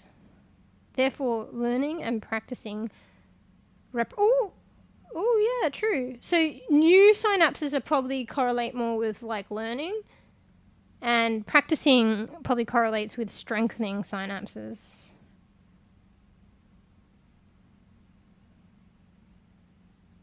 Yeah. Oh, yeah, that's all relevant. Those. Sorry, I'm actually like relearning here. That's why I'm going through things very slow. I kind of like doing this. This game's kind of cool. This game's getting me to do the shit like I wanted to do on stream about learning about all this stuff in a fucking game. It's fucking cool. Bro, this is probably, like, I haven't even finished yet. This is probably one of my favorite games, actually. 100%. And for, like, different, like, reasons as well. this like learning like kind of spark in me and like the stuff to do with the brain. It really hits the nail on the head. I guess it's like coincidence or not, like it just happens to be that topic I'm very interested in. Like if this was about, I don't know, I'm sorry, but like if this was like about being a motor mechanic and like learning, like I don't know if I'd be as invested. It might be interesting, but like and like and no, nothing against those kind of things. It's just like not my like, you know, the like, okay, rather than going, you know, negatives, let's go positives, which is my original statement. This is just up my alley, this topic, basically. Therefore, learning and practicing represents the modification of synapses in an ever-changing brain. But how's learning or new synapse formation the modification of synapses? Or is it modification in a sense that it's creating new synapses?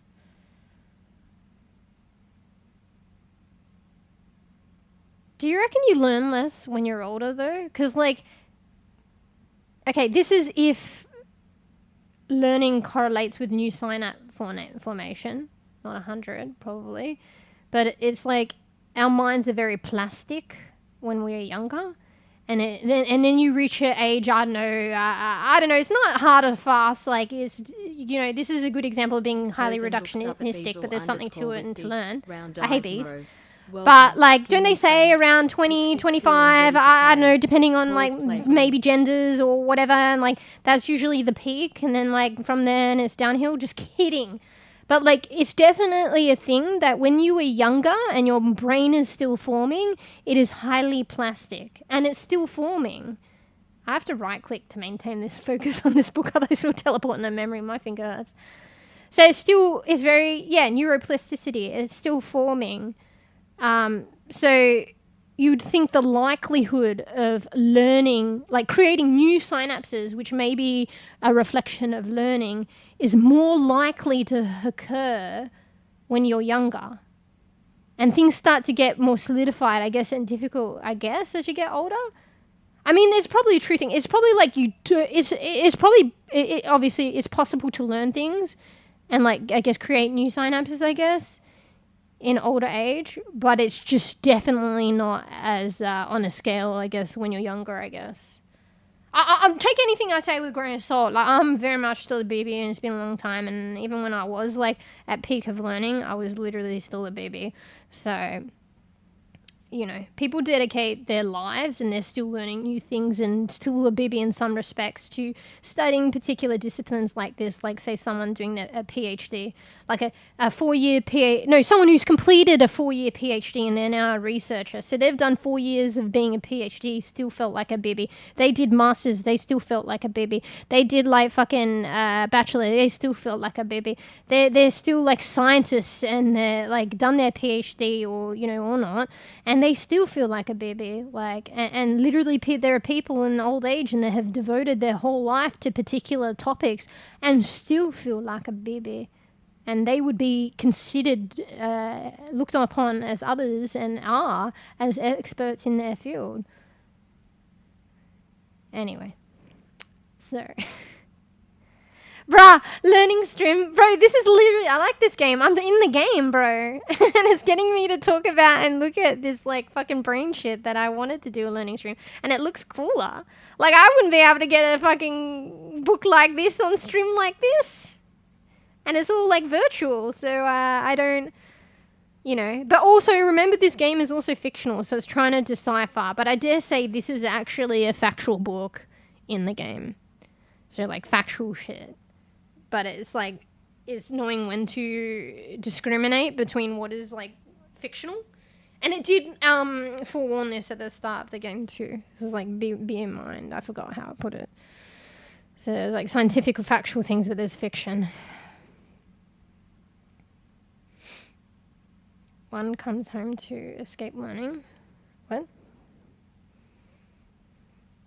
Yeah, I like this. It's kind of fuzzy though, like, because I think it's trying to transport me into a memory. Bro, I want to drink and I only have one hand because I have to right-click to focus. I mean, I could... Fine. We'll get out of the book and then pick it back up.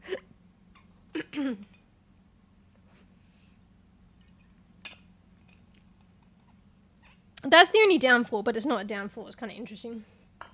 That I pick up objects and it's going to transport me, but I want to look at them and read them, so I have to hold my right click down to read it.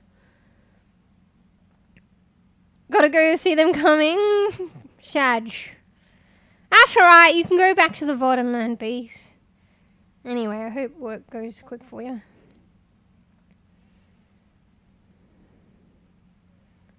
That feeling, I haven't achieved a PhD, but I know what it's like when junior peers look up to you as an expert, but I'm still learning too. I mean, I get that in everyone. But even without people looking up to you or not, like, I guess it's just a symbolic and reflection of life, like always learning. Even when most of the neuroplasticity, the potential and neuroplasticity occurs when you're younger, there's still potential later. It's just like, I feel at a lesser scale. I could be wrong, but I don't think I am. It's not to say you can't learn great things and reach like new heights and great things later on. It's just, there is just biologically more plasticity and formation going on when you're younger. And also you have your lives ahead of you. I don't know. But I mean the rare few, but you're probably not gonna like higher concepts and like shit like this is probably not gonna be learned when you're like 4. Like maybe, because you know, you see those kid extraordinaires and shit that are learning fucking calculus at fucking 2 years old. Just kidding, maybe not. But that's very rare few. Most of these concepts, like, you know, despite all the like plasticity and all that shit in the learning when you're in the potential when you're like young, it would be learned when you're like older to some degree. But I mean, maybe some at 16, maybe some at like, I don't know, more higher concept stuff would be later anyway. So anyway, I'm literally only on paragraph 3 still. Therefore, learning and practicing represents the modification of synapses in an ever-changing brain. See page 11 for neuroplasticity. It was funny how it came up with neuroplasticity, and that's what I was talking about. Oh, bro, I can't read that. Wait, if you go read, does it read the whole book for you? What the fuck? Oh, wait, I don't have to focus either, but I like looking at it in its original form. Ah, I see why they did this now. Because it is difficult to read and the fuzziness for the effects of memory and shit. That's cool. Anyway, I do like to read it from the thing though. No! I don't want a TP.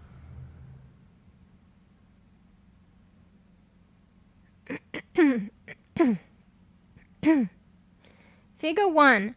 Synapses consist of the end of the transmitting neuron. What do you call those again? Axonal terminals or something? Because they're not, I think they're not dendrites, right? They're the terminals of the axon. But dendrites are on the, towards the soma, the body of the cell, like receiving information from the terminals. So see that little star thing with the dot in it and those little hairy bits coming out of it. That's the dendrites. Whereas, you know, the little sausage kind of thing and then like the tail and then it branches out like the root system of a tree. That's the terminals, I think. Axon terminals. They're not dendrites. Pretty sure. Figure 1. Synapse consists of the end of the transmitting. So the synapse is the point, I guess, where an axon terminal kind of meets a junction or like a gap that leads to a dendrite. Anyway, I should just finish reading. Synapses consist of the end of the transmitting neuron, the beginning of the receiving neuron, and the gap between them. But I'm being more specific, so end of transmitting neuron, pretty sure is an axon terminal. The beginning of a receiving neuron, I'm pretty sure is a dendrite. And there's that synaptic cleft, synaptic junction, I think it's all the same thing. There's the gap, and the neurochemicals transmit across that gap.